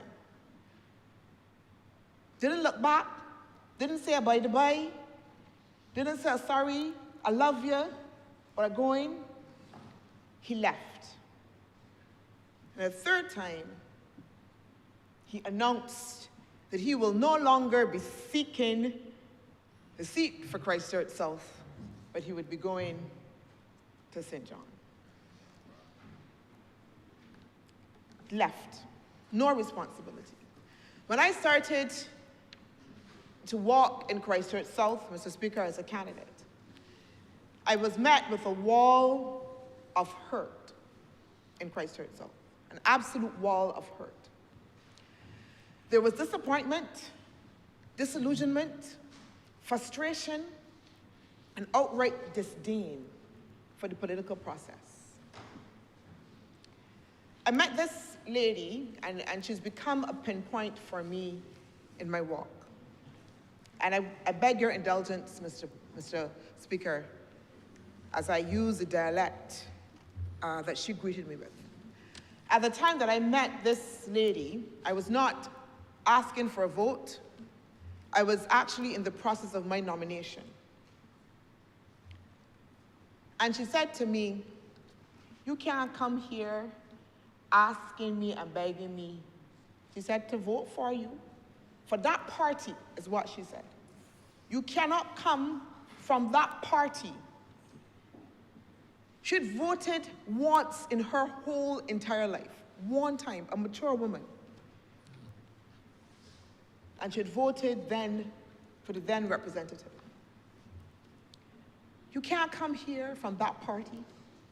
Because Wunna, she said, Wunna send a man who I vote for, and then he left. She said, if that is the type of politics that Wunna bring in, I want no part of it. And there's a lot to unpack in there, Mr. Speaker. I was coming, just not. I'm Chantal Monroe Knight from the Barbados Labour Party. That party, she said, don't come for that party. She associated the disappointment, the frustration, her disillusionment with the political process, and the crossing of her representative, her then representative, with the Barbados Labour Party. Wunna thanked him. So although that he had left and gone to a different party, as a candidate, as somebody now seeking her confidence, the stain of that disappointment and disillusionment still remained and still rested with me and the Barbados Labour Party. She said, I would not vote again, because if that is the type of politics you are bringing, I don't want a part of it. What she was saying and what the other residents and constituents of Christchurch South were saying to me was that the representative at that time had broken a trust, a covenant. The Honourable Member for St. George North talked about this sacred commitment. And this party continually talks about this notion of covenant. We have the covenant of hope. But if you look at the front of the manifesto, our manifesto for 2026, it says, our covenant with the people. The best example of the covenant you find in the Bible. It moves beyond just a contract. A contract is transactional. I have an obligation between two parties. Covenant is relational. It is personal. God made a covenant with Noah. He said, I will not destroy the earth again by flood. He made a covenant with Abraham as well that spoke about his future generations, his land, and his blessing. It is sacred. It is personal. Mr. Speaker, when I went to the constituents of Christchurch South and I knocked on their door, I walked in their houses. I held babies. I prayed with some. I ate food, Mr. President. Mr. President, there was a time, sorry, Mr. Speaker, I apologize, you will forgive me, that I remember it was early January. The elections had not been called, and there was some rain. And I was going through the constituency, just, speaking to the constituents about the situation and the rain that was falling. And I turned up at this lady's house, and I called her, and I was walking around the house looking at the flooding. And I was like, it's taking very long to come out. When I got on her property, there was this smell of fried fish. Now, they got people who could fry fish and people who could fry fish. And in Christchurch South, they got people who could fry fish. That old time stink that smelled real good. And I didn't eat for the whole day, my stomach was rumbling. I got on a woman's property, I walking around and stuff, she's taking long to come. So then she looked out, she came out eventually, Mr. Speaker. And we talked about it, and then she said, come round in the front. Come round and sit down. So I gone in the house. And she said to me, come and sit down. But she didn't invite me to come and sit down at her sofa. There was a chair already pulled out at her table. And as I walked to the table, a plate appeared in front of me, and a piece of fish appeared in front of me. And you know, when you have some people who are matriarchs, when they give you a command, it sounds like they give you it in a half of a question, but it's really a command. So the way she said, sit down here, she was presenting me with a plate of something to eat.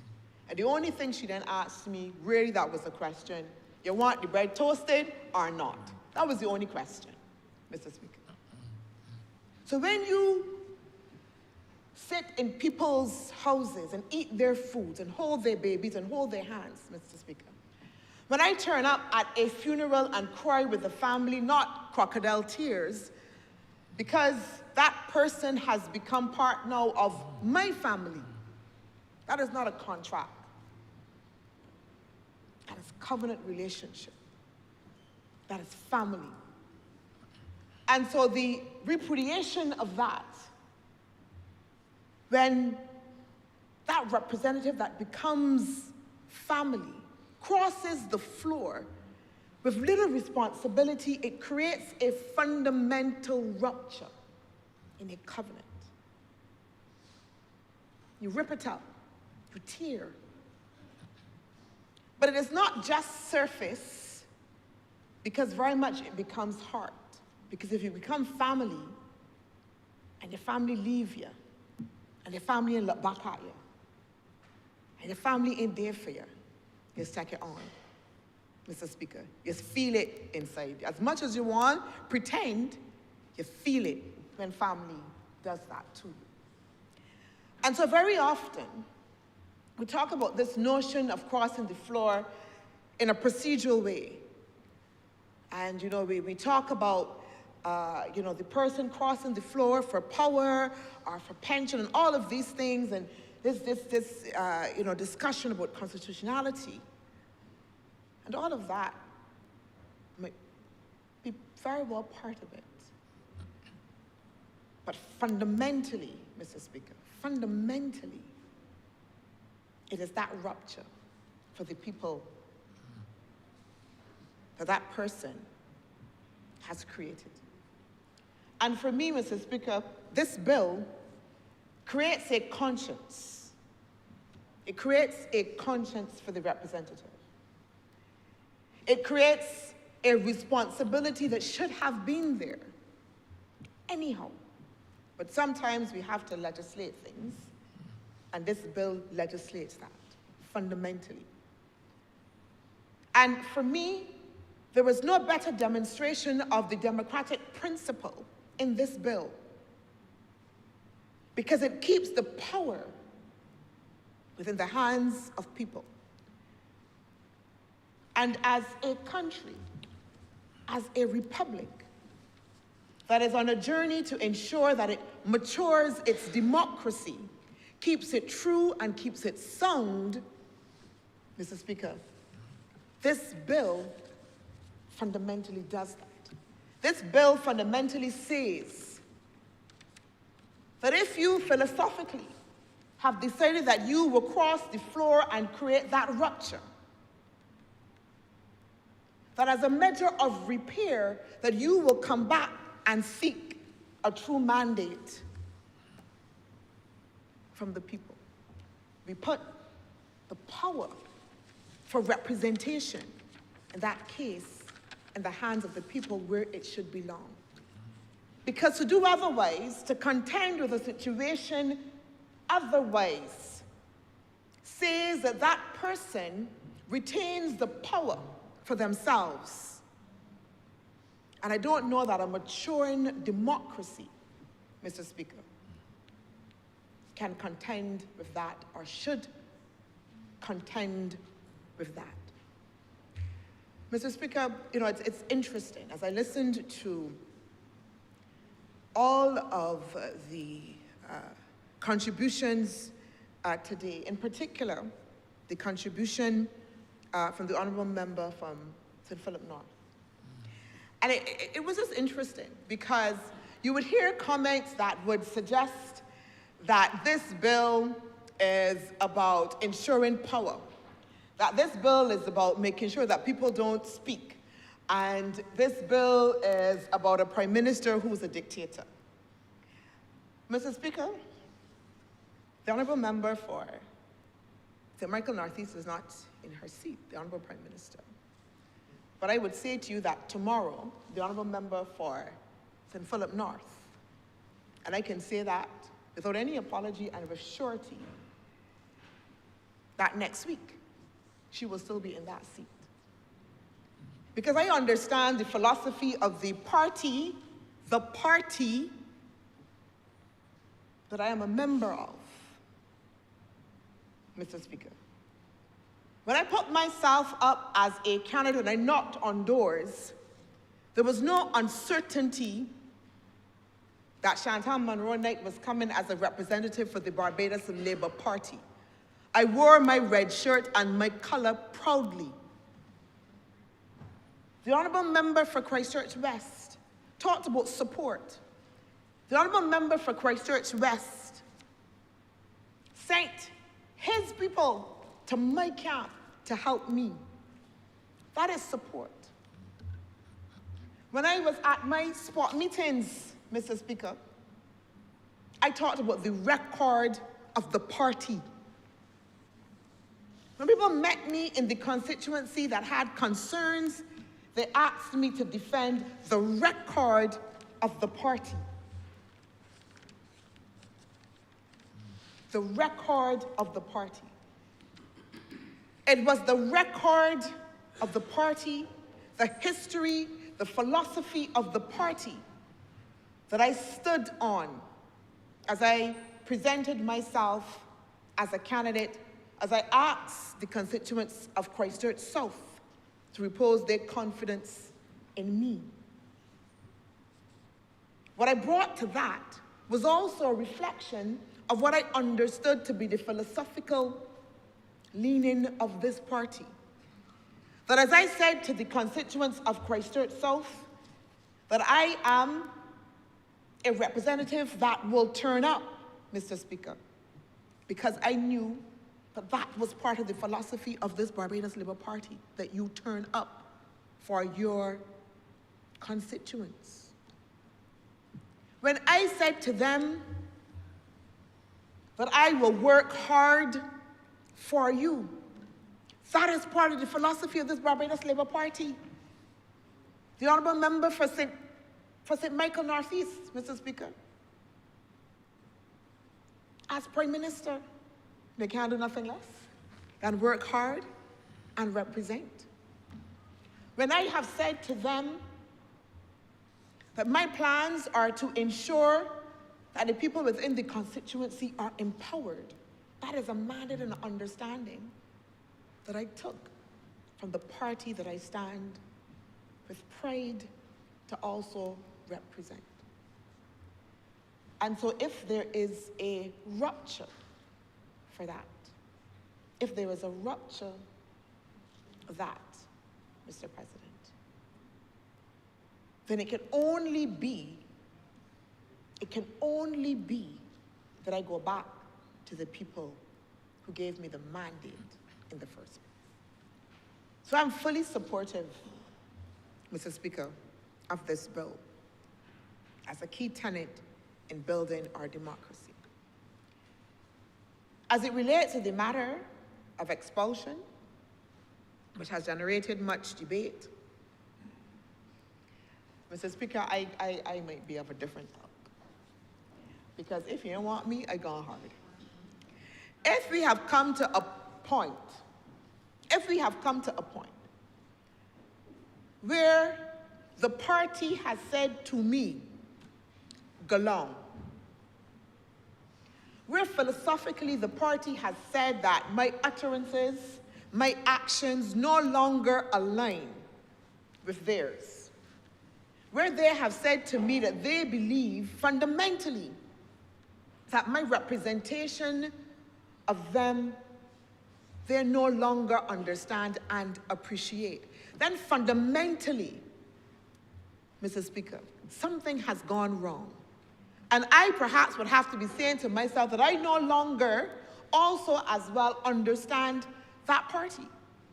And so if we have come to that point of separation, and I can contend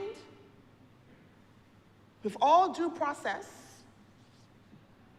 that I have been effectively, properly removed from the party, Mr. President, Mr. Speaker, sorry, sir, then not only will I go, but if I so believe that my representation still stands true, then I would have no problem, any of us should have no problem in going back again to the source of the mandate, to the source of the mandate given, to then present ourselves again true. Because the question arises, if we don't do that, if I'm removed, if I'm expelled from my party, if I resign from that, if I had had such a philosophical difference, for whatever reason, that has happened, and I agree with all due process, then under what mandate am I operating? Because if I understand that I have stood and knocked on a door, not just as Chantal Monroe Knight, but as Chantal Monroe Knight of the Barbados Labour Party, or the Democratic Labour Party, or the PPC, PPU, or EPU. If I'm no longer aligned,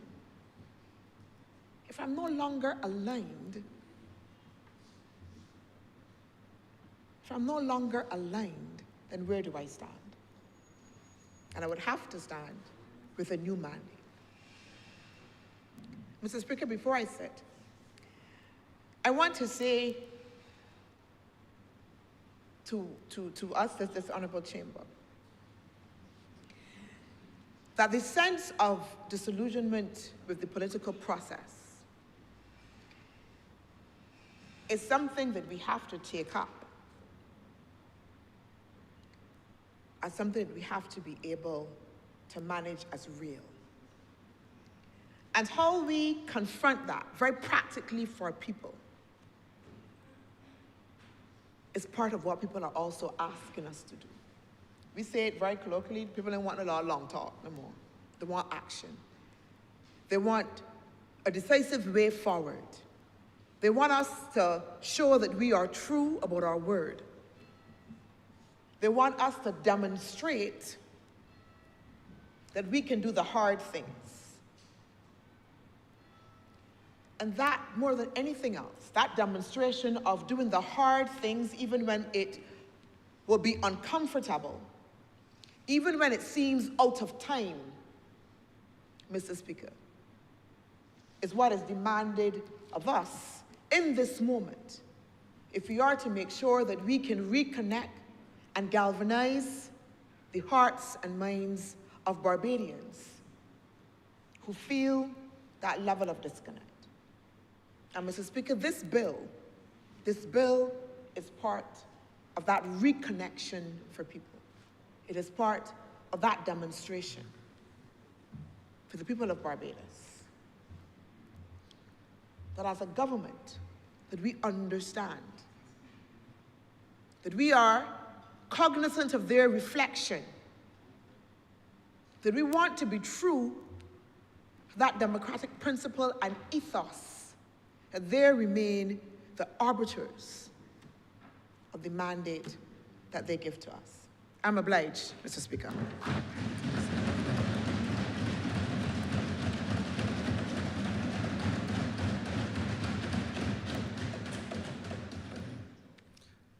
Honourable members, Michael South. Thank you very much, Mr. Speaker, sir. I rise to participate in what I think is one of the most important conversations that we have had the opportunity to engage in. And I say so, sir, and I'm not at all in a combative mood. In fact, I find myself being particularly reflective, sir, only because I think the moment merits such. I came to public life, sir, with a simple philosophy: people over politics. The honourable member for the city has adopted it, people first. stolen, some would say, but people first. But people over politics was the mandate that I came with, sir, the mantra I've used. I believe it very passionately, sir. I believe it with every fiber and tissue of my being. Like the honorable member who spoke so eloquently before me, sir, I too found myself for the last few weeks, but I do it all the time, going from house to house, asking people to take me on as their candidate, sitting in their houses, having conversations, hearing very personal stories about people's lives, sir. When a Barbadian votes for you, that person, sir, is giving you more than a vote. They are locating their trust in you. It's the fundamental relationship that we have in small societies, sir. When Barbadians vote for you, during the election campaign, they want to see you. We hear all the time, I haven't seen you. They want to see you. They want to talk to you. It is personal. And any violation of that is a very personal violation. So that is why, for me, this is a lot more than us determining whether a vote or not to vote is important, sir. This is about a personal relationship, sir. We say, sir, when we go from house to house, that this is really a promise. We make a promise between ourselves and the people we have the opportunity to represent. And today we have to determine how sacred that promise is between ourselves and the people that we get to represent. How sacred is that promise? And I think that is the fundamental question that we all must ask ourselves when we begin this journey. So, and I see it as a journey. And I want to, for the few moments that I will speak, sir, present it as such, as a journey. And to understand that journey, sir, it is about the voter. The process, sir, is about the parliament. But ultimately, I believe it should end with the voter. That is what this election, sir, has taught me. It is what my political life thus far has taught me, sir, that the voter is paramount, Mr. Speaker, sir. Nothing else. And therefore, sir, when we came to public life, sir, we engaged our constituents. We asked them to mark an X. And when they mark that X, Mr. Speaker, sir, the Barbadian voter is a very educated, a very intelligent, a very informed person. They are voting for the direction of the country. They are voting for its leadership. They are voting for a team. They are voting for their future, Mr. Speaker, sir. A lot is placed in that X when that X is given to you. They are saying, sir, I'm giving you the opportunity to govern. I, the voter, I am giving you the opportunity to go there and speak on my behalf. I, the voter, I'm giving you the opportunity to sit in that seat, sir. And the thing that I have come to appreciate, and I think the honorable member for St. George North also said, and said it also very eloquently, we don't own these seats. The New Republic, and I will speak to that in a minute, sir, the New Republic is about ownership. These seats are really owned by the people. We sit here almost on loan. We get to temporarily inhabit this place, Mr. Speaker. So I'm very clear, Mr. Speaker, sir, that we hold these seats in trust. And that trust is the fundamental relationship between ourselves and the people we have the opportunity, sir, to come here and to serve on their behalf, Mr. Speaker, sir. And I had, Mr. Speaker, sir, a few conversations here and in other places. If there is one thing that we must respect, it is the mandate of the people. And if it is that perhaps people do not fully understand what the mandate is when it is given to us, perhaps we need to spend some time explaining that mandate, Mr. Speaker, sir. I think myself to be a person, sir, an MP who spends a lot of time on the ground. I believe that I canvass as much as any other person, Mr. Speaker, sir. But I believe that when a voter makes a determination, they are saying that I want you and the banner under which you came to my house to represent me in Parliament. I believe that. So that most of us, as we said, all of us said, sir, we could not possibly be here, most of us, without the support of a political party. And sir, this has nothing to do for me. As I said, I'm in a reflective mood. The election is over. We have now to govern. This has nothing to do with the BLP or the DLP or any other political party. It is the fundamental trust that people give to you. When you go to them and you say, I am so-and-so from so-and-so place, and this is what I intend to do. When we wave our manifesto, when we shout, when we play our political songs, when we sing and we dance, we have to stand for something. Is either that, sir, or we are attempting to pull a major fraud on the people. And sir, Mr. Speaker, sir, I believe very strongly, sir, that on this journey, that banner matters. The banner that we come to Parliament and say, we are members of so-and-so political party, whatever the party is, it matters, sir. And on any political journey, you are going to have challenges. Life is not a straight road. And we know that from time to time, you're going to have humps along the road. You're going to face challenges along the road. So the question is, how do we deal with these humps? And how do we deal with these challenges, Mr. Speaker, sir? On this democratic journey, sir, as this bill articulates, the first is when a member decides to cross the floor.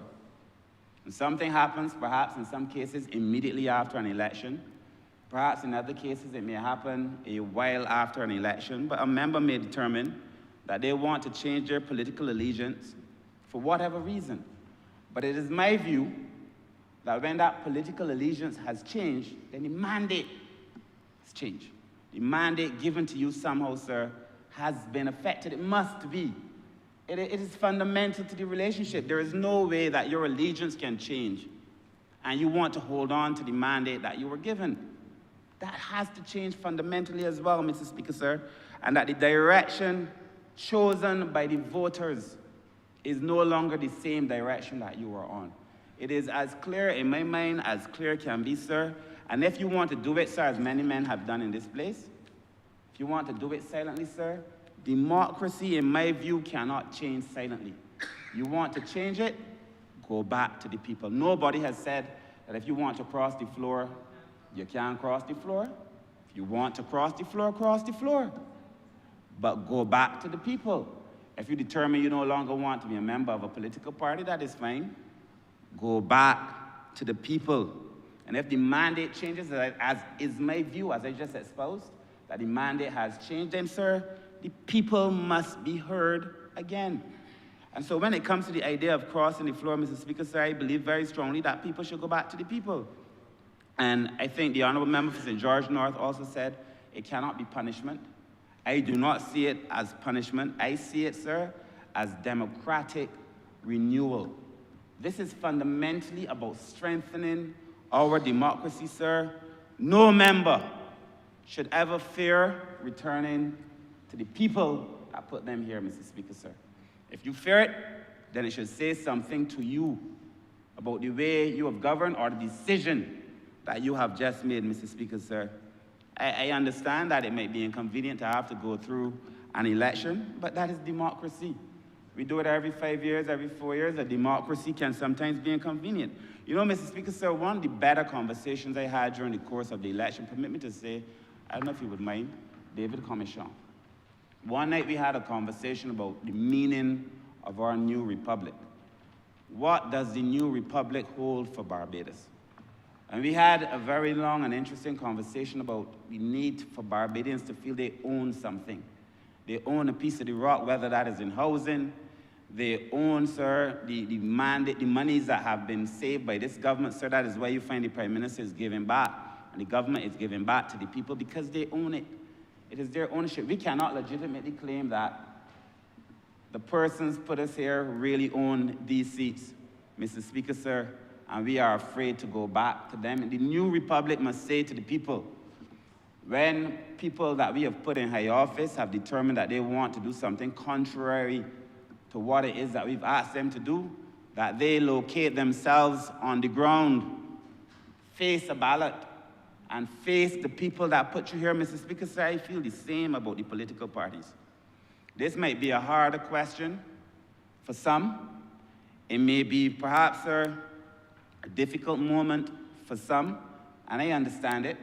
I understand why it would be difficult, sir, but this is the moment, and that is why we came to public life. We came to public life, Mr. Speaker, sir, to tackle the difficult issues. This is not even about this moment for me.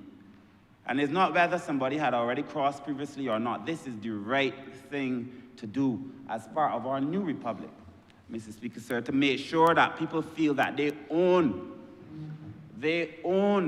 Mr. Speaker, sir, in a real sense, the seats that we occupy, Mr. Speaker, sir. Political parties, let's not fool ourselves. Political parties are essential to our democracy. They have always been, Mr. Speaker, sir, and as long as we stay on this first past the post system, they will always be. And even if we go to any other system, they will always be, Mr. Speaker, sir. Political parties organize ideas. We spend time as a political group debating positions, planning a manifesto, doing our political strategy for the election, Mr. Speaker, sir. And then we put forward choices to the public. And the public make a choice, sir, on the team that they want to govern them, Mr. Speaker, sir. We present ourselves as part of a team. So when that relationship breaks down between the political party and the member of that political party, it is essential, sir, to understanding the relationship between the voter and the person that they put in place as a member of that political party, Mr. Speaker, sir. My view is that when that relationship has changed, this is my view, when a political party and a member no longer share the same fundamental principles, Mr. Speaker, sir, when that relationship has broken down, Mr. Speaker, sir, that person should go back to the people. This is not about party discipline. I've heard it said, sir, that this is about party discipline. It is not about party discipline. In my view, this is fundamentally about protecting our democracy. If you, your political party, and yourself are now so divorced that you can no longer be a member of that party has so distanced itself from you, you no longer represent the party, Mr. Speaker, sir. On the ideas that you came to office, go back to the people. You have a different view from your party. The party brought you here. Go back to the people, Mr. Speaker, sir. So whether you choose to walk away or whether the political party and you have now so divorced that your views no longer represent the views that brought you here, go back to the people, articulate your views before the country or before your constituency. And if your views, sir, are strong enough, or if you feel strong enough, or if your relationship is strong enough, sir, the principle in my mind is the same. Whether a member abandons the party, or whether the party abandons that member, the democratic principle is the same. Let the people determine, and let the people decide, Mr. Speaker, sir. And so for me, sir, there's really no difference, sir, and the legislation does not give power to political parties. I keep hearing this reference for persons who oppose it. It does not give power to political parties, Mr. Speaker, sir. Expulsion does not remove a member from parliament. If your political party has said they no longer want you and they expel you, you're no longer automatically removed from the parliament, Mr. Speaker, sir. There's a whole set of things. You have, what, 14 days, you could discuss it, you could debate it, but at the end of the day, Mr. Speaker, sir, you can go back to the people. And that, for me, so if there was a case where you were expelled from the parliament and you could not come back, if you could not go before the people and make your case in the public court, then we had a problem. But if you have the opportunity, if you say to me that I no longer hold the views that I held when you and I had conversations, if you say to me that my views have now so changed that the things that you supported as the public, that you felt in your core were significant enough for you to vote for me, my views have so changed that fundamentally the rupture in the mandate now has allowed us, sir, to be on different positions, my party and myself, then I want to come back, sir, and to have the people determine whether I should be here or not. So, Mr. Speaker, sir, the laws that we pass in this parliament are not for this time alone. We come to parliament, Mr. Speaker, so that is why I say it doesn't matter to me if anybody had ever crossed the floor or not. This is the right thing to do. The laws that we pass in this parliament, Mr. Speaker, sir, must stand the test of time.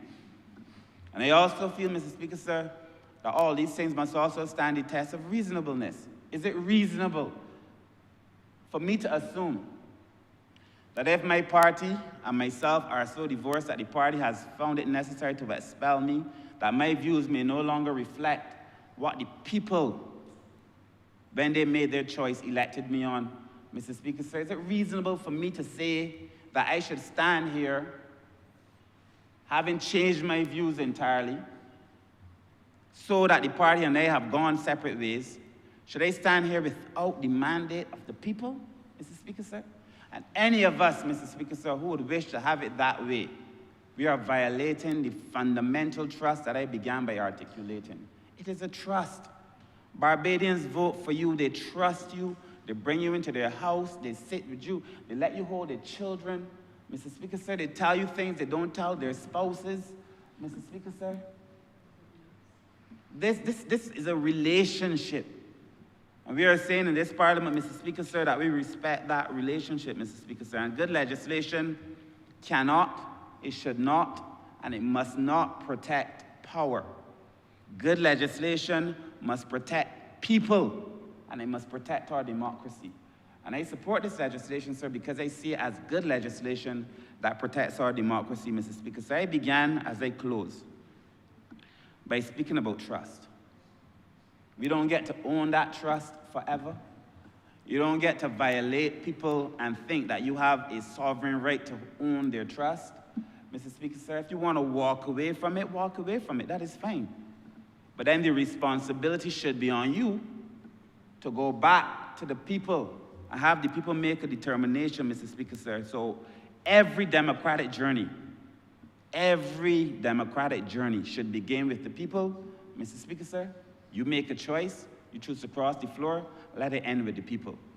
You and your political organization now have so gone separate ways, sir, that people do not know what you stand for anymore. Go back to the people. Every democratic process must begin and end with the people in this new republic, Mr. Speaker, sir. And that is why I support this legislation, Mr. Speaker, sir.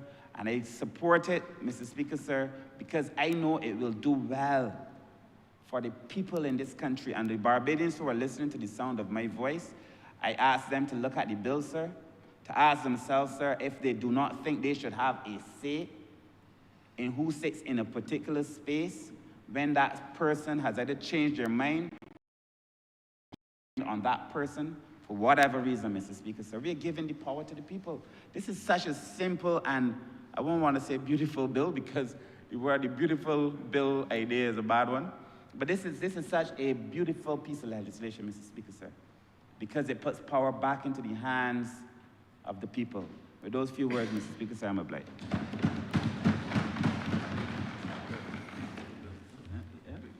Honourable Member for St. Peter. Thank you very much, Mr. Speaker. I joined this debate starting by thanking the people of St. Peter for returning me to this chamber in this honorable chamber. That includes, and even though it is not the subject of the bill, I must say to my former neighbor that one of my functions here in this term is to make sure that he works in St. Peter. And I refer to roads. But this debate, Mr. Speaker, is, for me, essentially about honesty and integrity. It is about honesty and integrity with respect to a process that my ancestors fought for, and in some cases, lost their lives for. In 1937, the largest number of those who give their lives, who I refer to number, came from St. Peter. The process that they fought for and give their lives for is one that contains and that is built on honesty and that is built on integrity. Now, the process that I refer to is the process of deciding who represents the people of this country in this honorable chamber. I am talking about elections, and after elections, fulfilling the mandate given by the returning officer when he says to those who inhabit this space at any particular point in time, you are the duly elected member to represent the constituency in the House of Assembly of this island. How seriously I take this matter, Mr. Speaker, could probably be best reflected in a term that I used in this House maybe over a year ago. I used the term whoredom. And I did not use it flippantly. I did not intend it to be an insult, even though on a political platform in St. James North, my church was asked to put me out because of my use of the term. But I used the term because for me, and similar to what the Honourable Member for Christchurch South indicated, for me, this matter of coming into this place on a particular premise and then deciding that I'm going to go somewhere else, while sitting in here on a particular premise, is nothing short of the same word I just used. I don't feel like repeating it again. But that represents, Mr. Speaker, how I feel about people who say one thing to constituents and then do something else afterward, for whatever reason. Now, there are some who say that politics is not a Sunday school. Now, whether those people are in the Barbados Labour Party or not, I dislike and despise that terminology and that phrasing of politics. Because that phrasing of politics is what causes people to come into this place or be elected on a particular mandate and then run off with somebody else.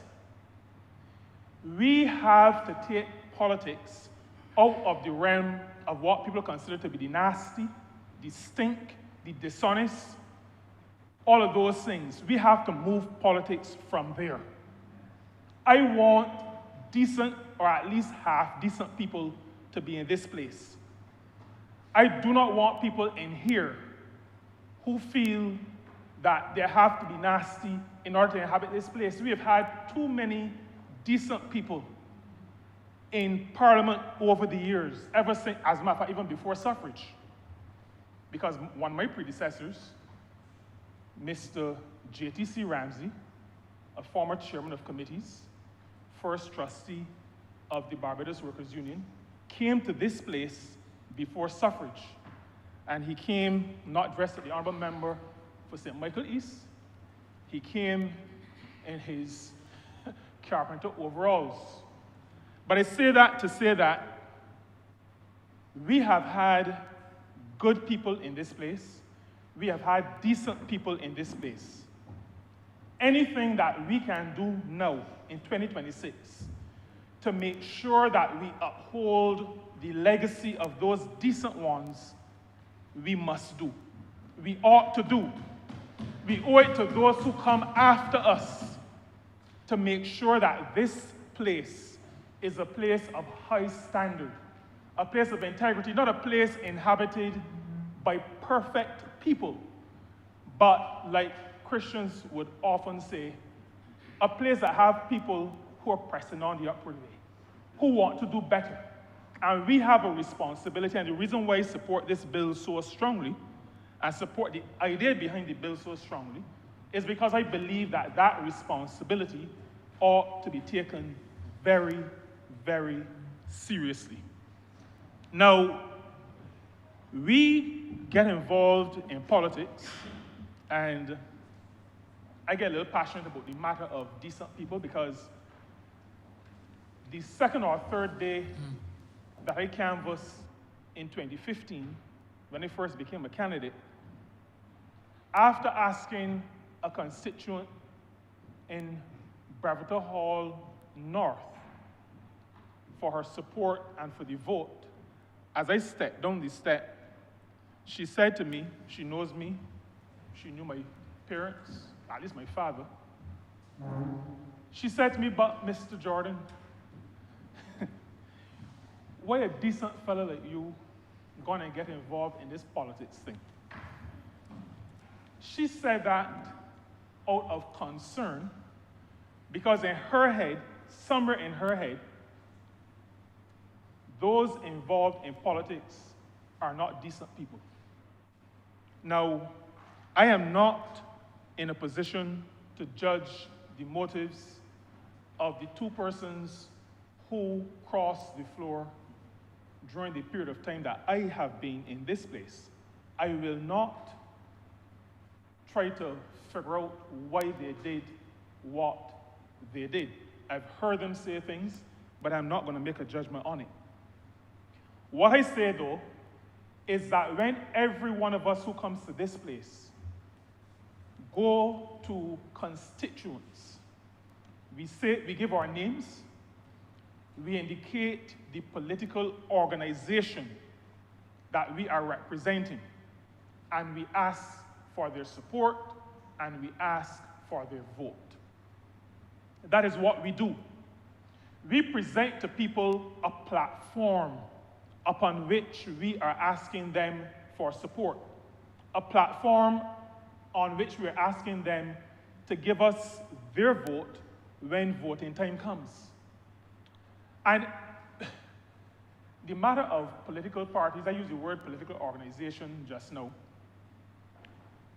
Anybody who would try to suggest that because political parties, the term is not mentioned in the Constitution, that it has no relevance, it should not be part of any analysis, is ultimately disingenuous. Because everybody, including little children in Barbados, and there was one about 6 years old in Boscobel in the alley, in Centipede Alley, who came out, who begged me for a shirt. I ain't had no shirts. She went in a drawer somewhere and come back to the window with a red t-shirt. Everybody in Barbados, including children who didn't vote, understand that we engage in the political process generally on the platform of a political party. Those who do not engage on a platform of a political party indicate that they are independent. The famous Mr. Webster in St. John, I mean, he was, as far as I'm concerned, famous. I mean, I don't know if I would do that as often as he did, as an independent, knowing that I would get 6 or 5 or 4 votes. But everybody knew he was independent.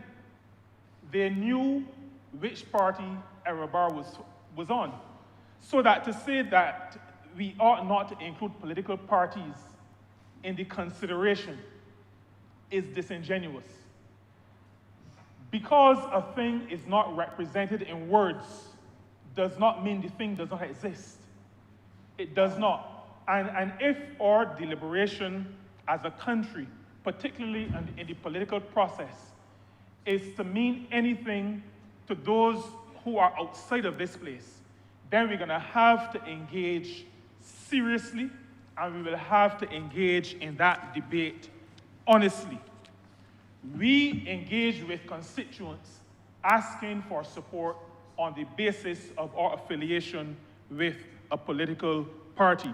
Now, my colleagues have already spoken about the fact that we benefit from different kinds of paraphernalia, posters. The Honourable Member for Christchurch South spoke to the fact that one constituency sent her. That is because a political party becomes a family. And I recognize this, Mr. Speaker, in 1984. I was a little fella, but I was always interested in politics. And after Mr. Arthur won the second by-election, my father allowed somebody to use the car to take my sister and I on the motorcade. And in that motorcade, Mr. Speaker, there were some rear enders, some fender benders, and I was amazed that everybody said, no problem, go along, go along.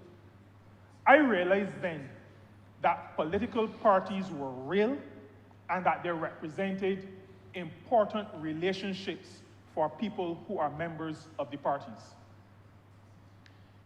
In a political party, there is also the matter, as the Honourable Member for Christchurch West indicated, of the manifesto. Now, this is where I get also very serious. I joined the Barbados Labour Party because it indicated to the country that it considered its manifesto to be a commitment to the people. I've never considered joining the Democratic Labour Party because up until 2025, it never made that admission. It attempted to do it in 2026, speaking to the matter of covenant. But I will allow the preacher from Christchurch South to speak to the matter of covenant, because I don't think she used the word covenant lightly either, and I think it was used lightly. But when you go to a constituent and you offer yourself as the member of a political party, and then you sign up to what is included in the manifesto, you have said to your constituent or to your potential constituent, this is the framework within which I offer myself to you to be your representative and to, if I have the opportunity, to execute policy on your behalf and on behalf of the broader country. That is the framework within which you have offered yourself. There is a certain level of having given up some of your individuality. Any human being who runs for political office as the member of a political party has given up some of their individuality. They remain people. We all remain people. We all remain individuals. We continue to have freedom of thought and freedom to make decisions. Having committed to a party, is it having committed to a church? Is it having committed to a marriage? You have given up a certain level, a certain portion of your individuality. When you're married, you don't just wake up one morning and decide, I'm going to see and I'm telling nobody in the house. That's not how it works. But that's why it doesn't work. I remember going, but then you can't come back. But you may not be able to come back. So you can go. So there's a certain amount of your individuality that you have given up. And anybody who makes a decision to join a political organization must recognize that. If we don't, it means there's a certain level of immaturity in the decision making or a lack of research about what joining a political organization is all about. So that, and the Prime Minister referred this morning, the Honourable Member for St. Michael Northeast referred this morning to my position as a Seventh-day Adventist. She knows, and I know, that if I felt forced to compromise my beliefs, then I'd be gone. Gone. Because I recognize that there is a responsibility to a party.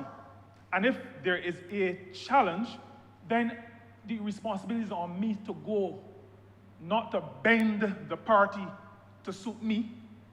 I joined an organization.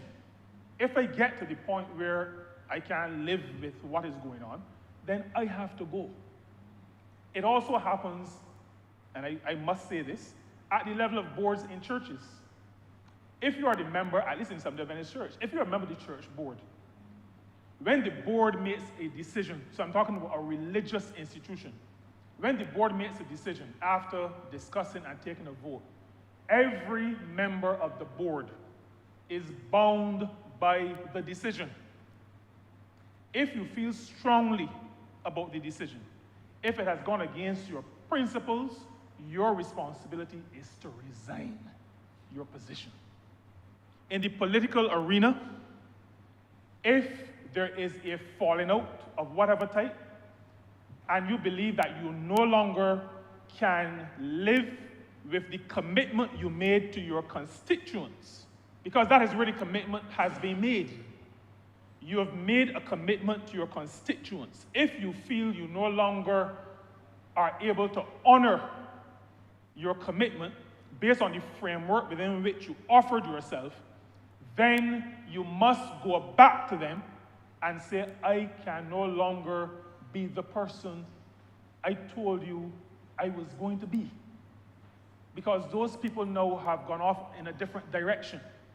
And I need you to send me back on this new platform.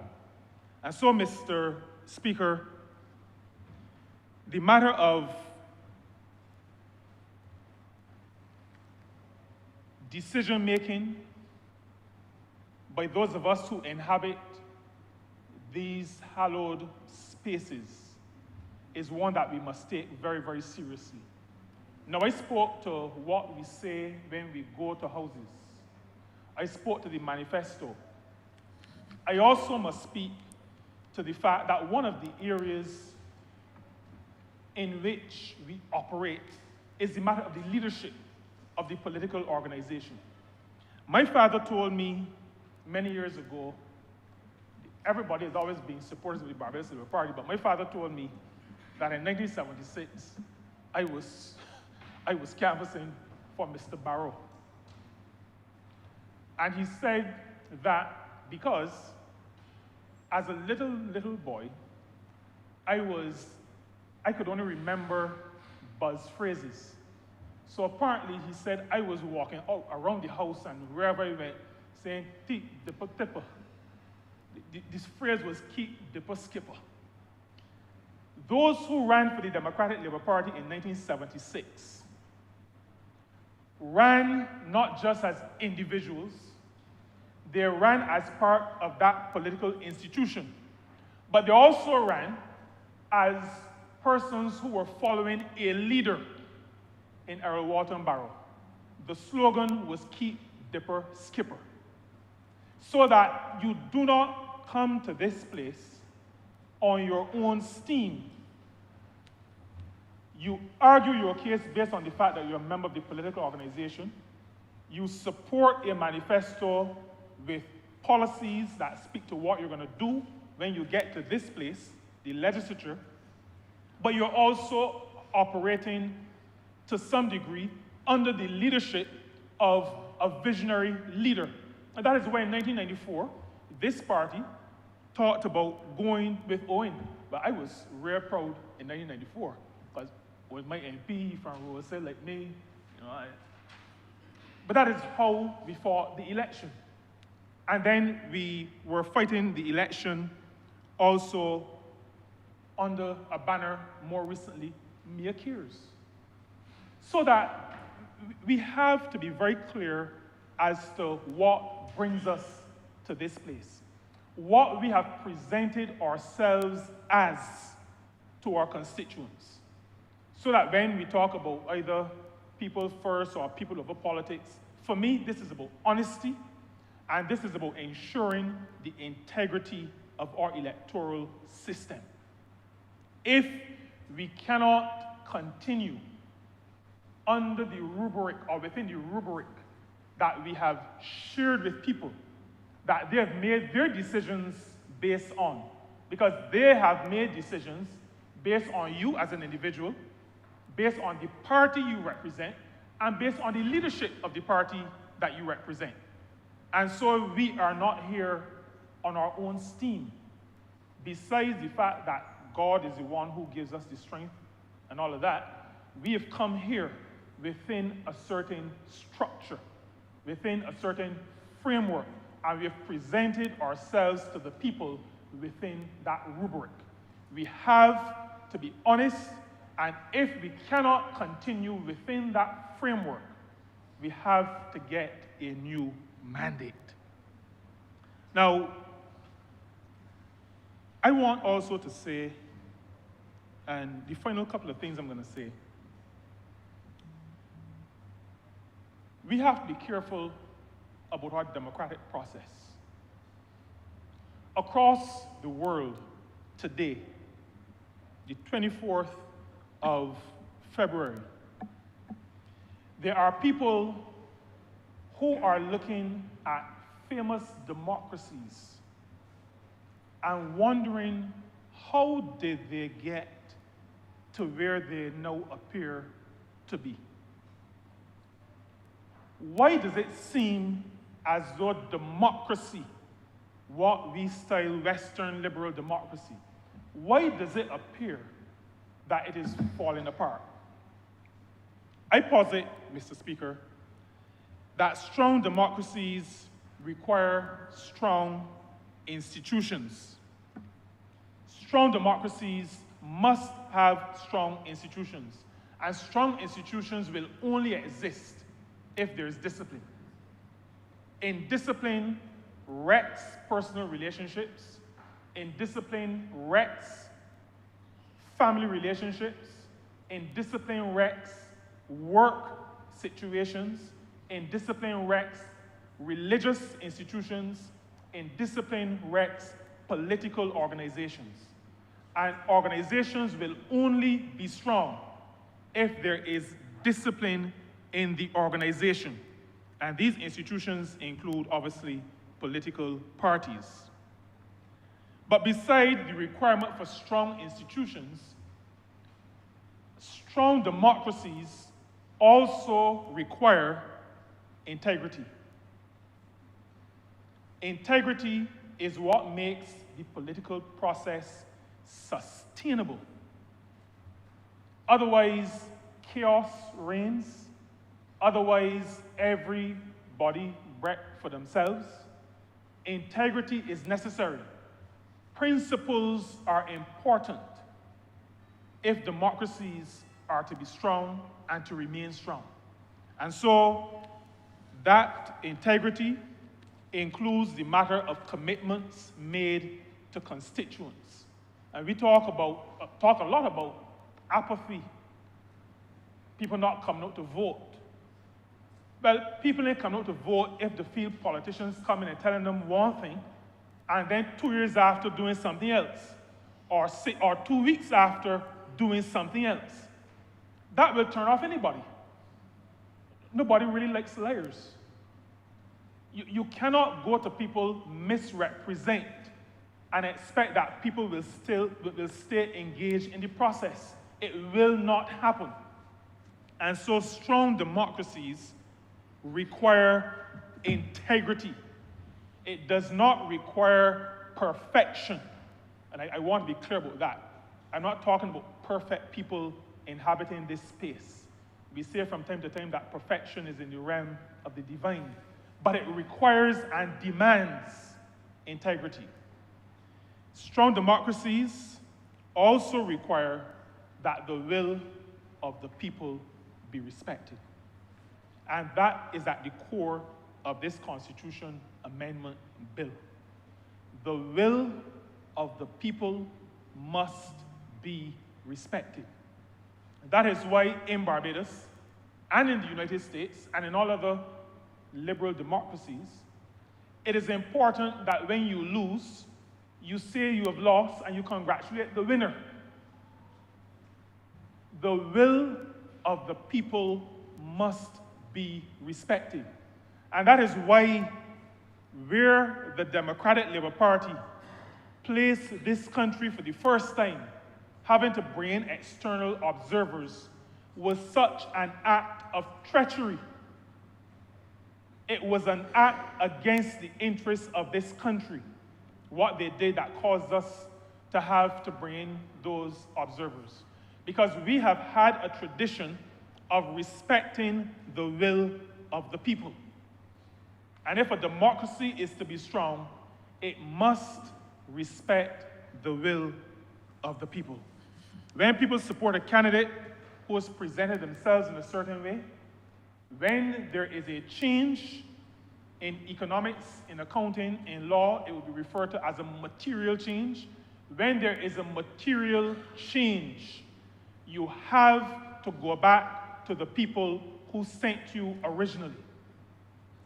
That, as far as I'm concerned, Mr. Speaker, this is not really up for discussion. You know, I am contributing to, we call it a debate, but I don't really feel that this is a matter for a lot of discussion.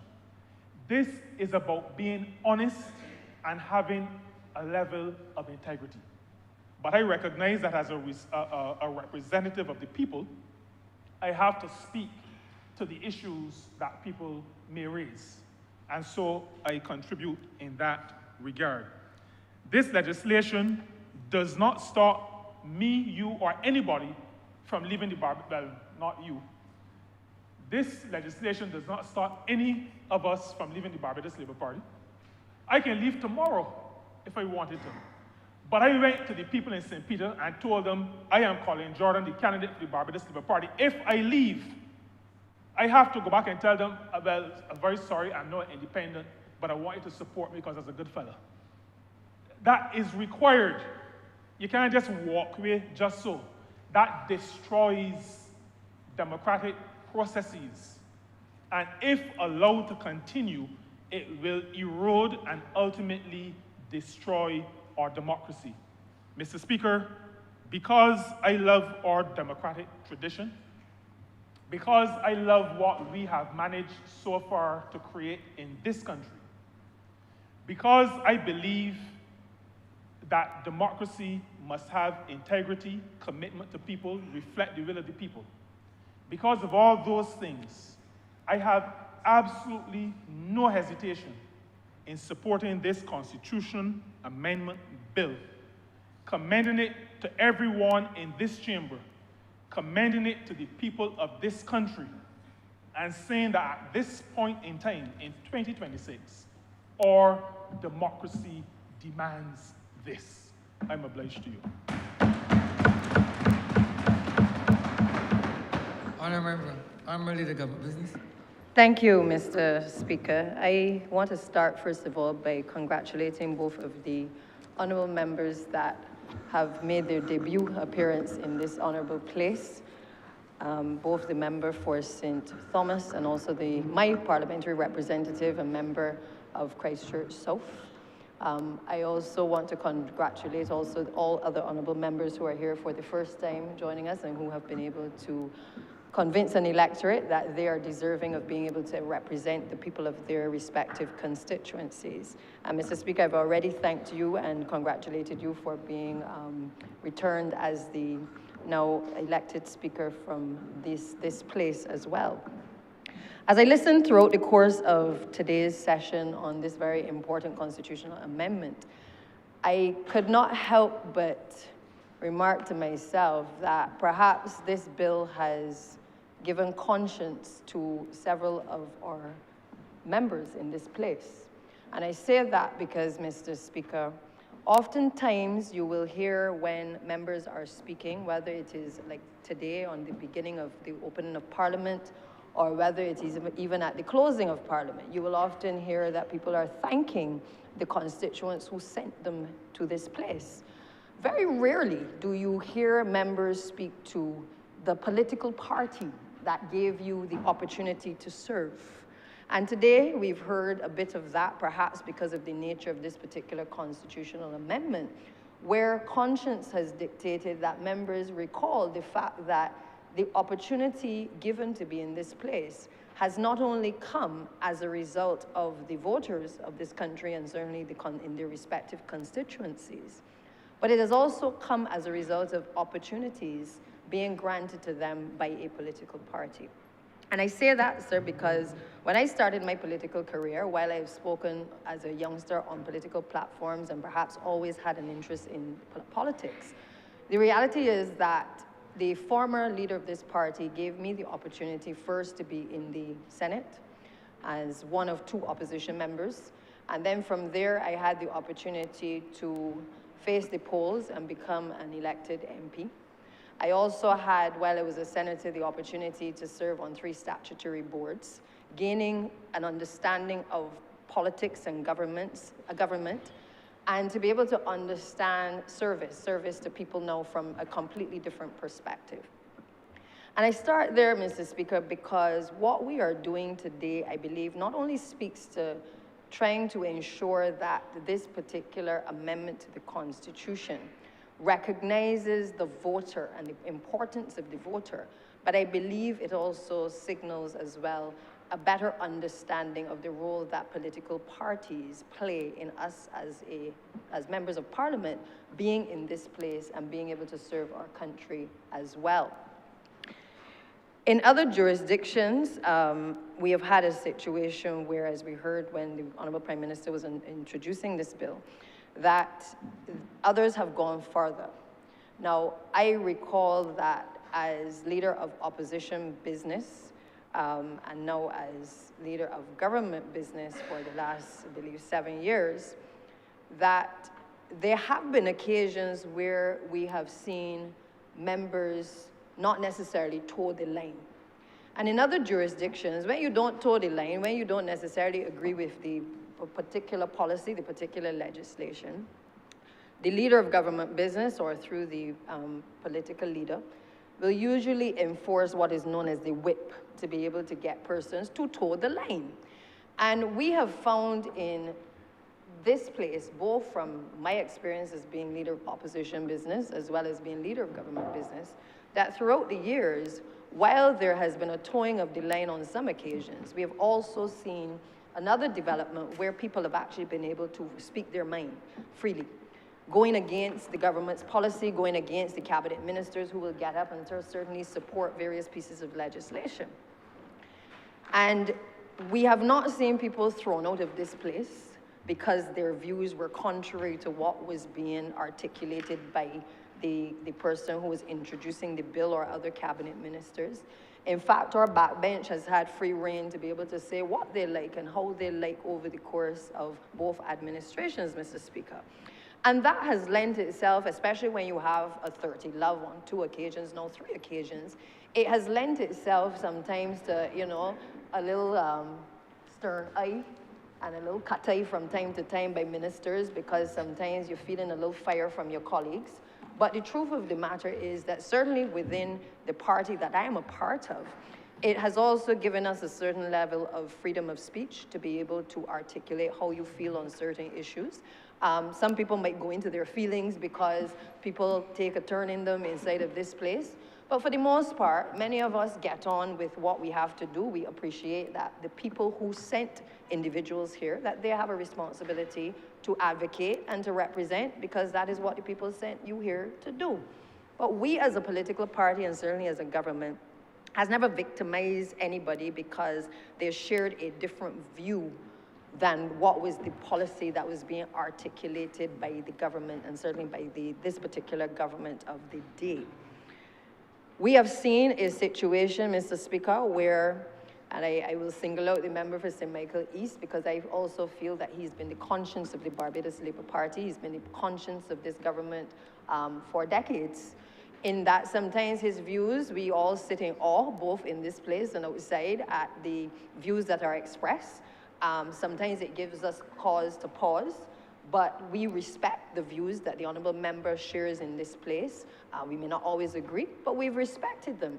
And if this was a party, Mr. Speaker, where persons would feel victimized by speaking out, the honourable member for St. Michael East has not only moved from being a backbencher, but he now sits in this place as a minister of government, sitting back in the cabinet of Barbados.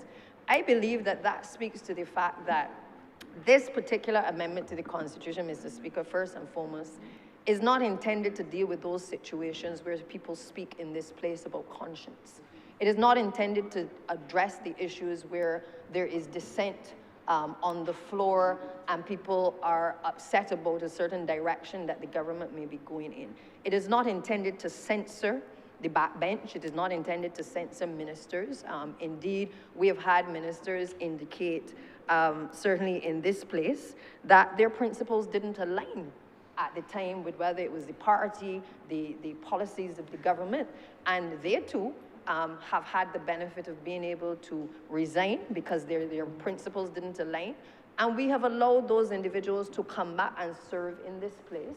Not in any way did we try to put them in a position where they did not feel accepted back, because this party has always believed that people have the opportunity to have free speech.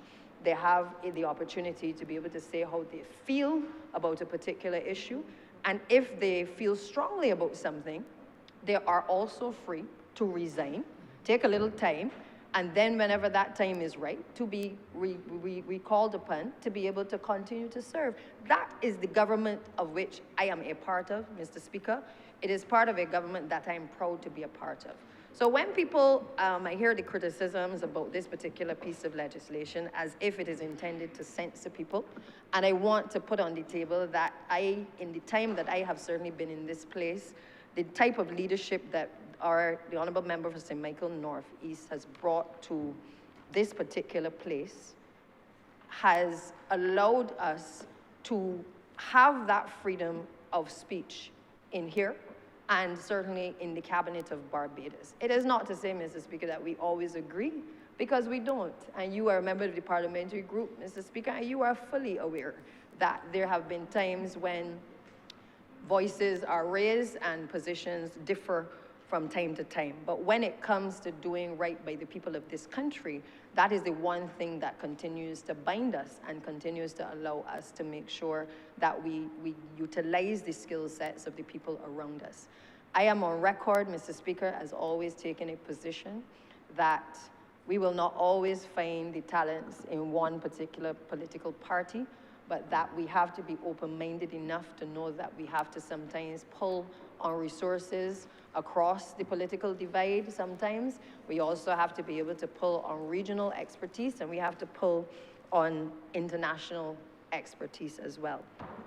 So today's amendment basically speaks to ensuring that what we have seen over the course of certainly the last 7 years of us being here, where we would have, as a political party, I would have to say we broke bread together with one member of parliament who one day was signing off in the manifesto that he was supportive of the policies of the Barbados Labour Party.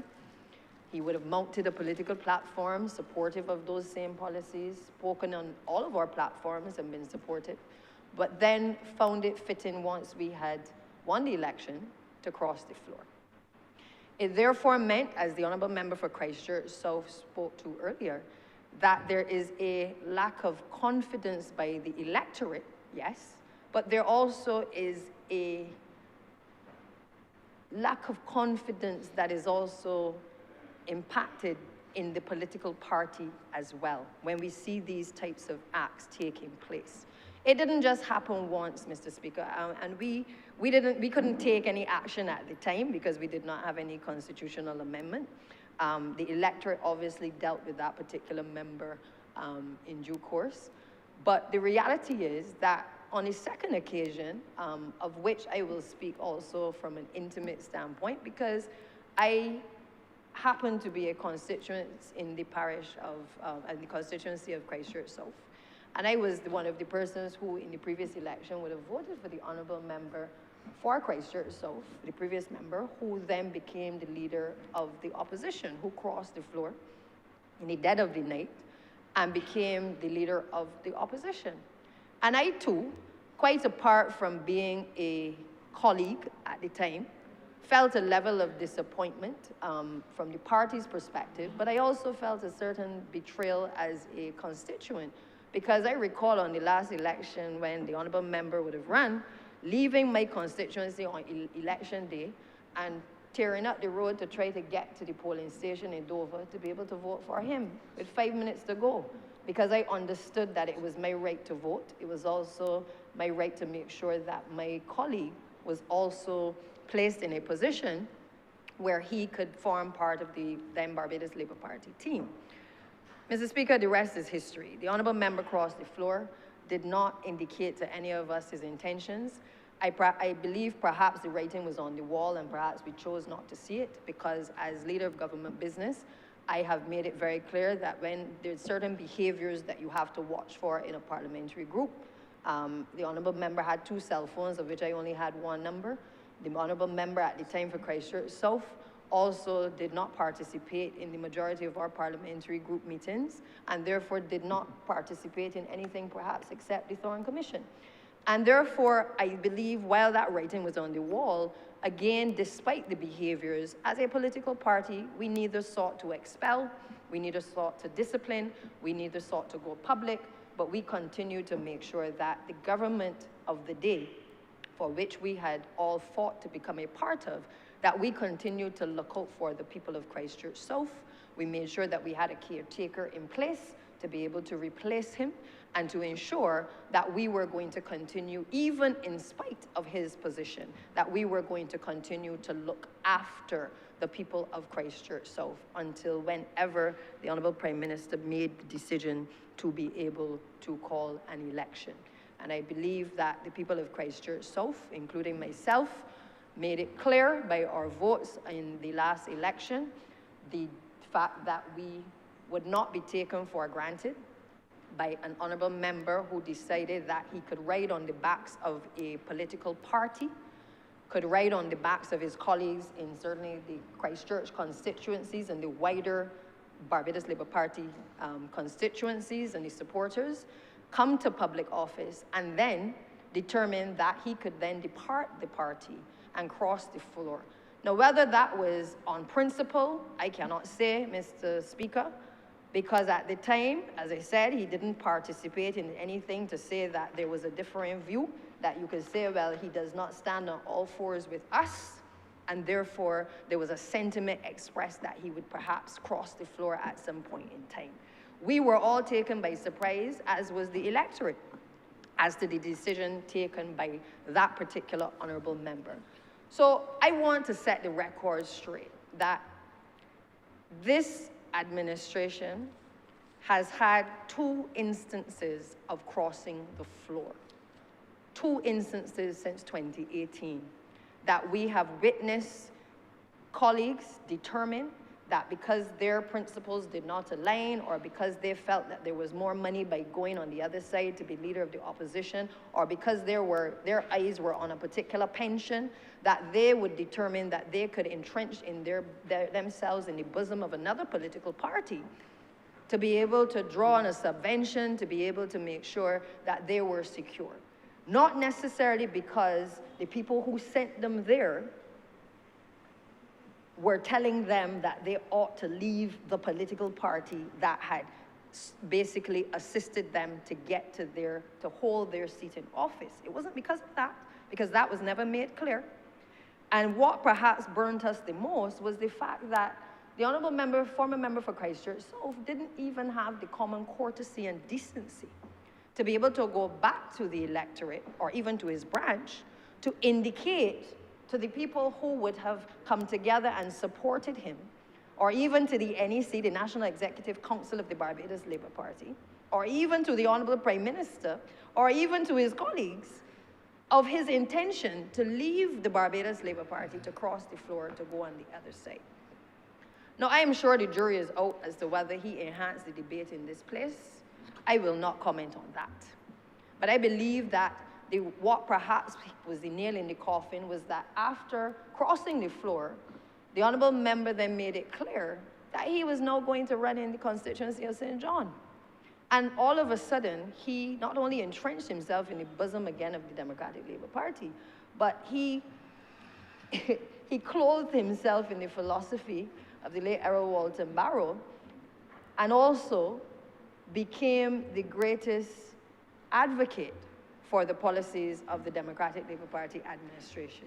An administration which, no doubt, when he was on our side and getting to the point on the political platforms, would have certainly been very critical of the then policies of that administration. And that is why I say that this debate today is not about who we like and who we don't like, and that because somebody may have a contrary view that they're not able to express those views, because I've made it clear that this Barbados Labour Party, this particular government, continues and has continued to make sure that people can speak their mind, that we don't run a political party where everybody will always agree to whatever it is that we put on the table. But we equally run a political party where we recognize that the things that we have long held dear to, in 2026, we can no longer hold on to and believe that we do not have to enshrine things, that we need to make sure that our standing orders in this place are clear in terms of how Parliament is supposed to function, because we have seen that where you do not have order, there is likely to be disorder. We see it on the blocks, we see it on the streets, we see it in the homes. If you do not have order, you're going to have disorder. We see it in Parliament, Mr. Speaker, when you try to keep the peace. If you don't keep order, members in this place will get unruly and there will be disorder. Previously. But we have taken a position with a third victory given to us by the people of this country, that it cannot be business as usual. That when you come to a level of maturity where you speak of yourselves as being a new republic, that you also have to do things differently, and that you may now have to get to a point where things are now enshrined in the Constitution, that rules are now put in place that govern behavior in this place and outside that ordinarily would not have taken place. We are also mindful that as a new republic, we are aware that there are people out there that have lost confidence sometimes in the people who serve in this place and who have served in this place. So we can't come back with a third term and believe that we can do things as if it is business as usual.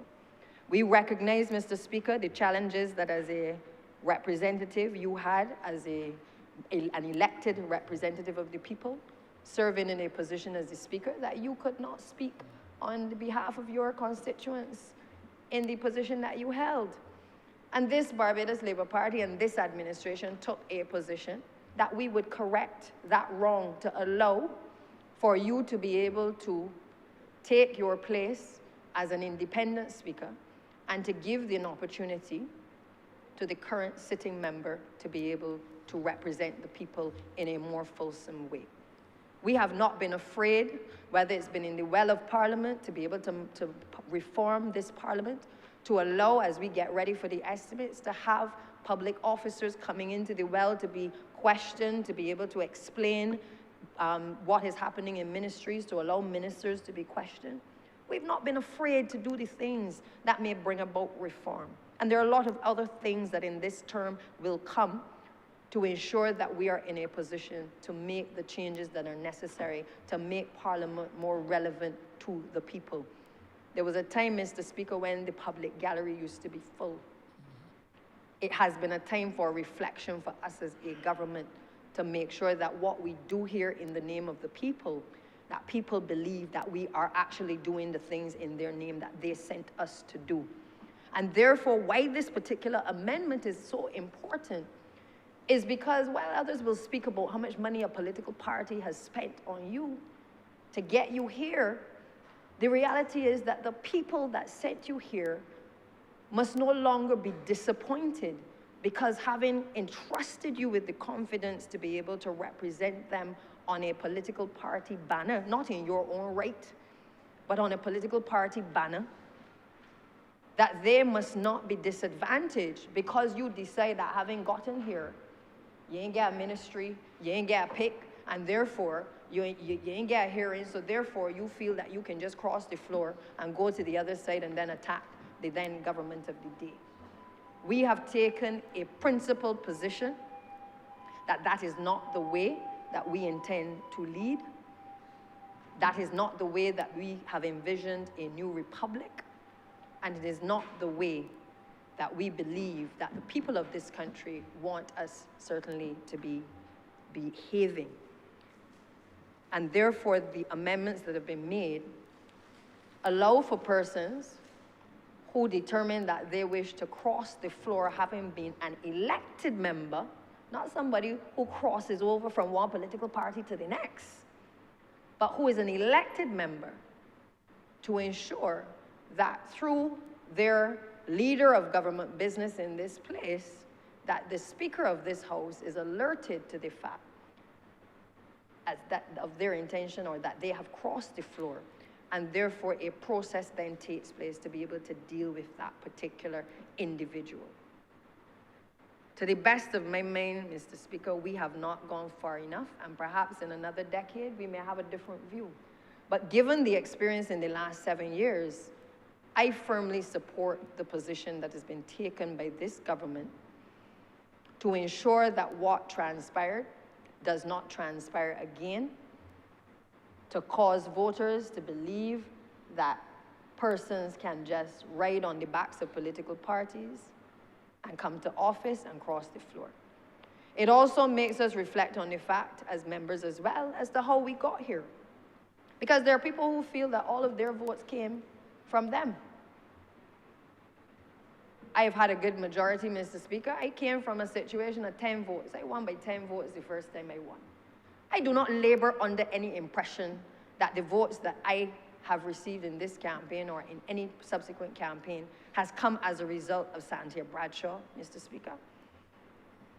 I know that the policies that this administration, of which I am a part of, has put in place over the last 7 years, and that it has a history of doing things to transform people's lives, is a large part of the reason why the people of St. Michael Southeast, who have sent me here and who voted for me in this last election and gave me the majority that I have. I don't feel it's because they like me. I don't feel they like red people. I don't feel that they feel that I cute or I dress good. I believe, sir, that because I was given opportunities by a Barbados Labour Party administration, by both leaders that I've had the opportunity to serve under, that the people of St. Michael Southeast and all the people that I have the opportunity to help and to interact with believe that when I come and ask for the vote on my behalf, or I go and I ask for the vote on behalf of anybody else in this place, I do so not in my own name, but I do so because a party has facilitated through its policies opportunities for me to be able to help the people of this country, Mr. Speaker. It doesn't come because of who I am and what I do. It comes because a party has recognized that you have to enfranchise people. Because a party has understood that you have to never leave people where you find them. Because a party has been able to recognize that you must see people, you must feel people, and you must listen to people. That is what this Barbados Labour Party and this government has stood for. And anybody who feels that they're coming here on their own back, they need to go and come again. The political party has given us the machinery through its leadership and through its supporters and through the foot soldiers to be able to put all of us in the position that we are in, to be able to help the people of our constituencies and to help people across this country. And let us never forget those basic principles as to how we get here. The people put us here, but a political party is what has lifted us to be able to be where we are today. We have come a long way, Mr. Speaker, because there was a time when this discussion would not have been about crossing the floor, but this discussion would rather have been about the politics of inclusion. There was a time when you read the history books, you would hear, particularly under former Prime Minister Arthur, you would hear all about all the people who he was able to bring over into the fold of the Barbados Labour Party. Because he too operated from a principle that you will not always find the best brains and the brightest brains and the best people and the best capabilities in your own party. And as Prime Minister said over and over, that our tent is wide, our tent is big, because we too understand that our philosophical underpinnings have shown us that sometimes you have to open up a little bit to bring people in, to be able to help us to carry some of the heavy weight. So this debate today is not about simply crossing the floor. This is about being in an era now where we've gone past the politics of inclusion. We've included people in this last election to be able to help us to carry some of the weight as well. regardless of whatever has transpired before. That is what the late Owen Arthur practiced. It is what gave Barbados the ability to punch above its weight. And perhaps at times we may not always understand why we include, but what we try to do is to make sure that when we include, we hold people to account to make sure that they can carry some of the heavy weight for this country. You will hear in the coming weeks how Barbados has been performing. It is because we have had to include people to help us carry some of that heavy weight, Mr. Speaker. So this debate is not about including people or excluding people. The Barbados Labour Party's way has always been to practice the politics of inclusion. Some people we've taken have not necessarily always lived up to the standard that we would have wanted them to live up to. But we have many in our fold who continue to contribute to the Barbados Labour Party and to this government that came over, that we would not want to send them back anywhere, not to any of the other opposition parties. That is a fact. We ain't sending them nowhere because they have been able to understand the philosophical underpinnings of this party and what we stand for. This party has given us a covenant of hope. Listen to it carefully.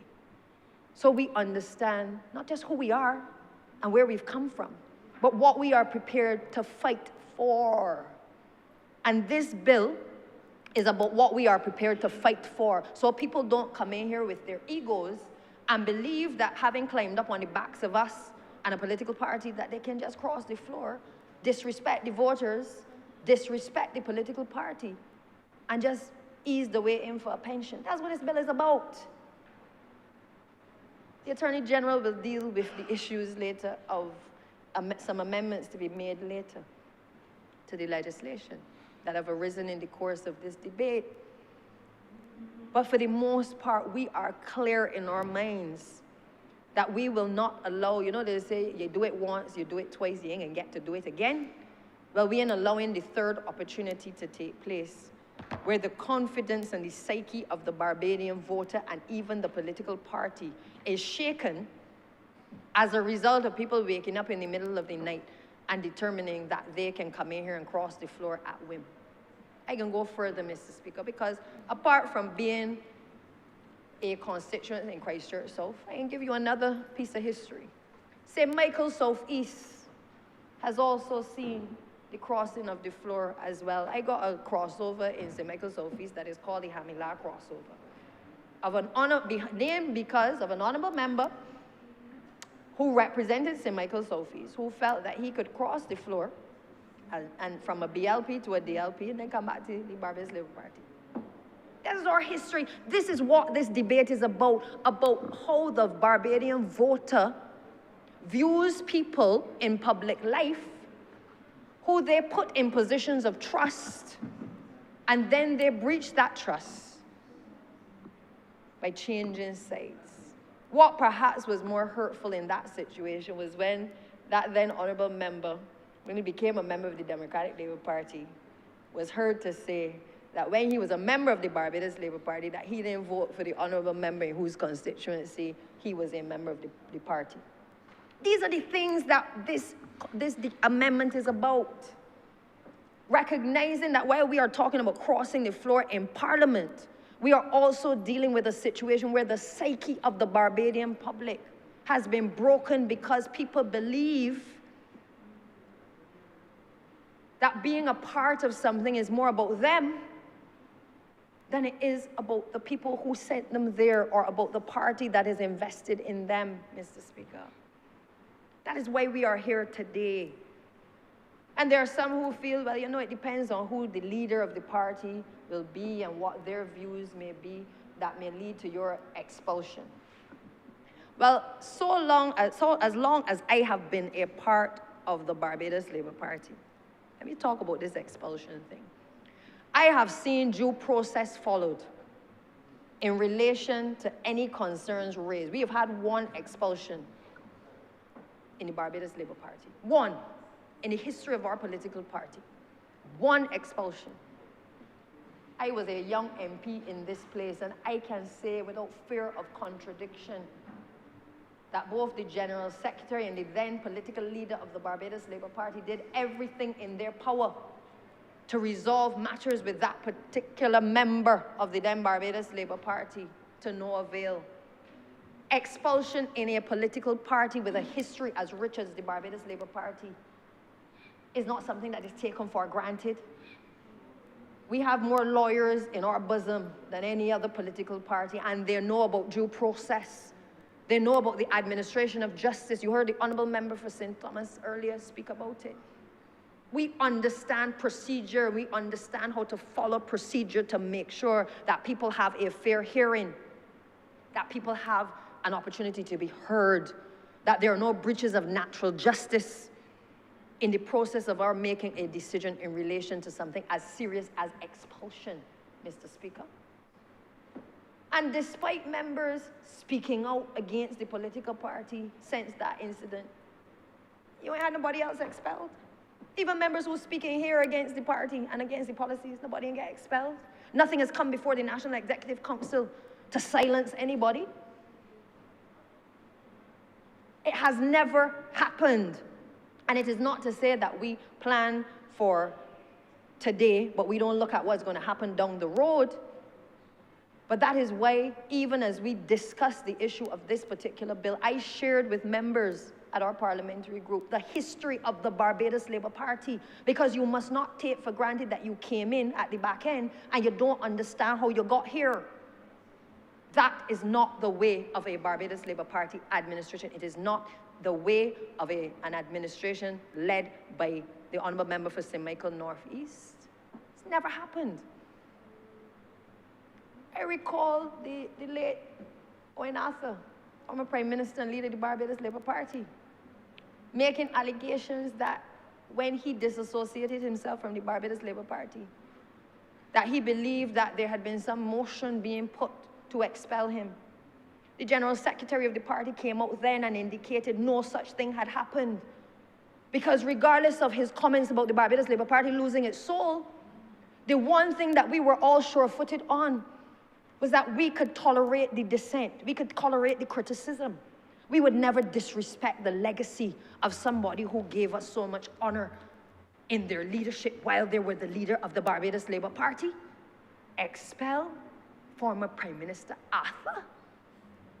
You might not agree with everything he said, but if it didn't happen for a Prime Minister who served this Barbados Labour Party and who served the country with distinction and the region with distinction, why would it happen to anybody else who now come to the Barbados Labour Party, whose contribution may pale in comparison to what footprint he gave to a Barbados Labour Party?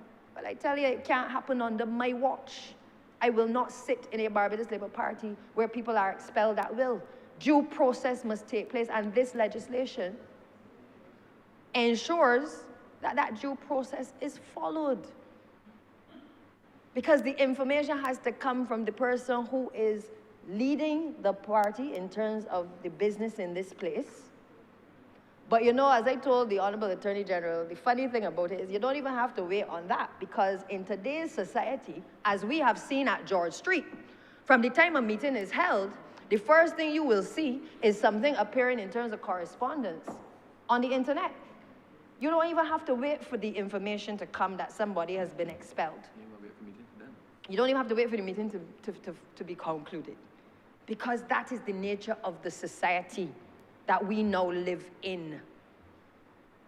So while that leader of opposition business or government business under this legislation will have the ability to come in here and say that the person has crossed the floor, I guarantee you, Mr. Speaker, that before the ink dries, before the people able to pack up the chairs, that we will know who has crossed the floor in any political party, government or otherwise. We will know, because that is the nature of the society we now live in.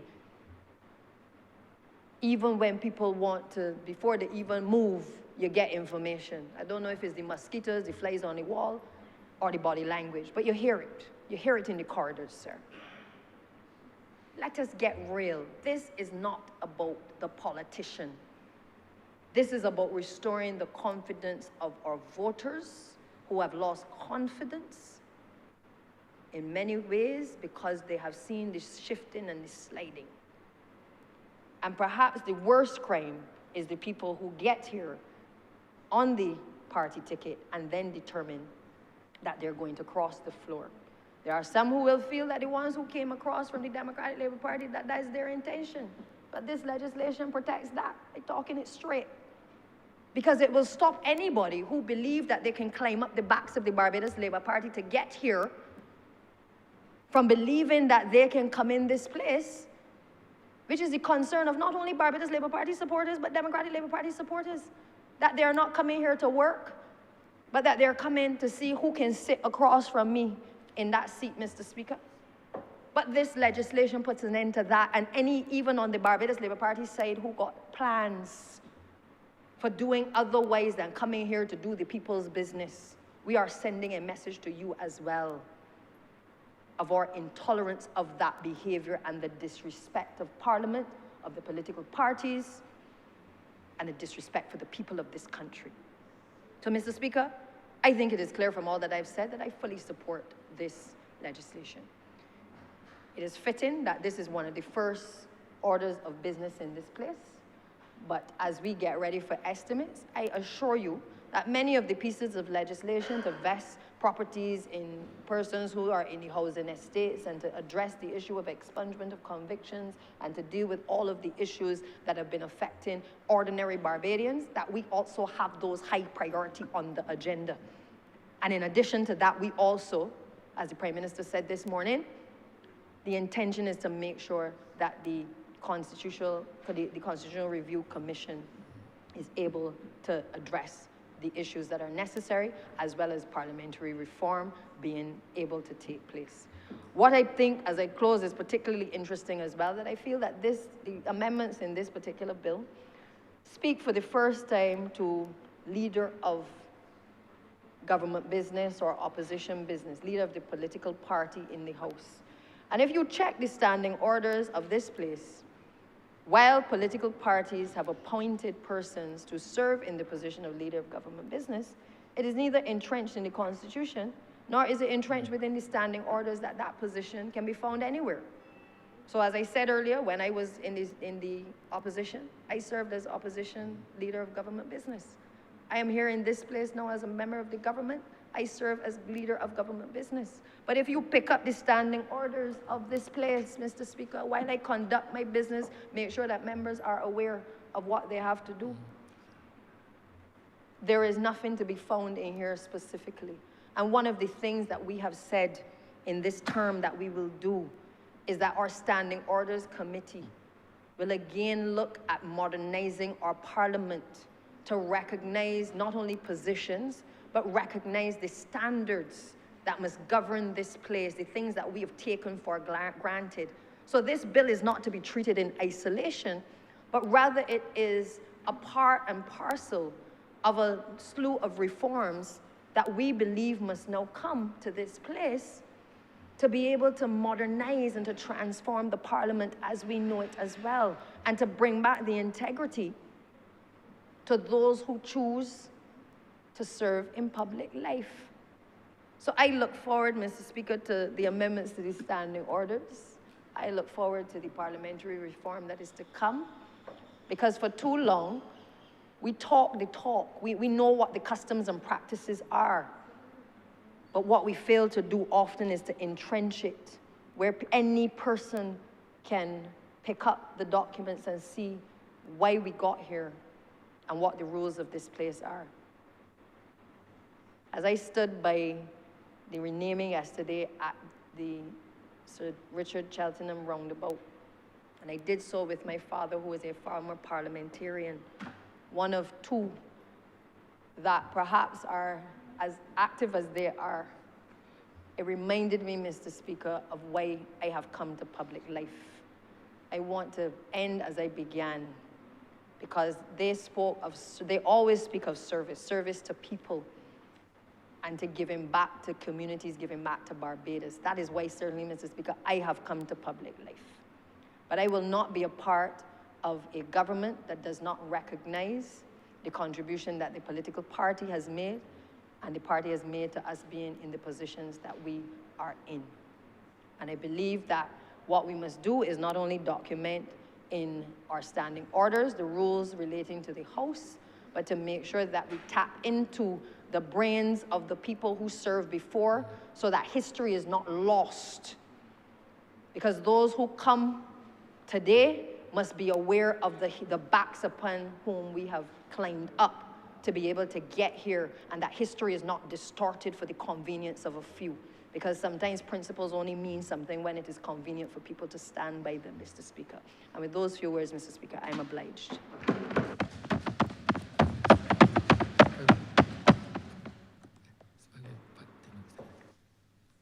To move the suspension of the House until 5:25 p.m.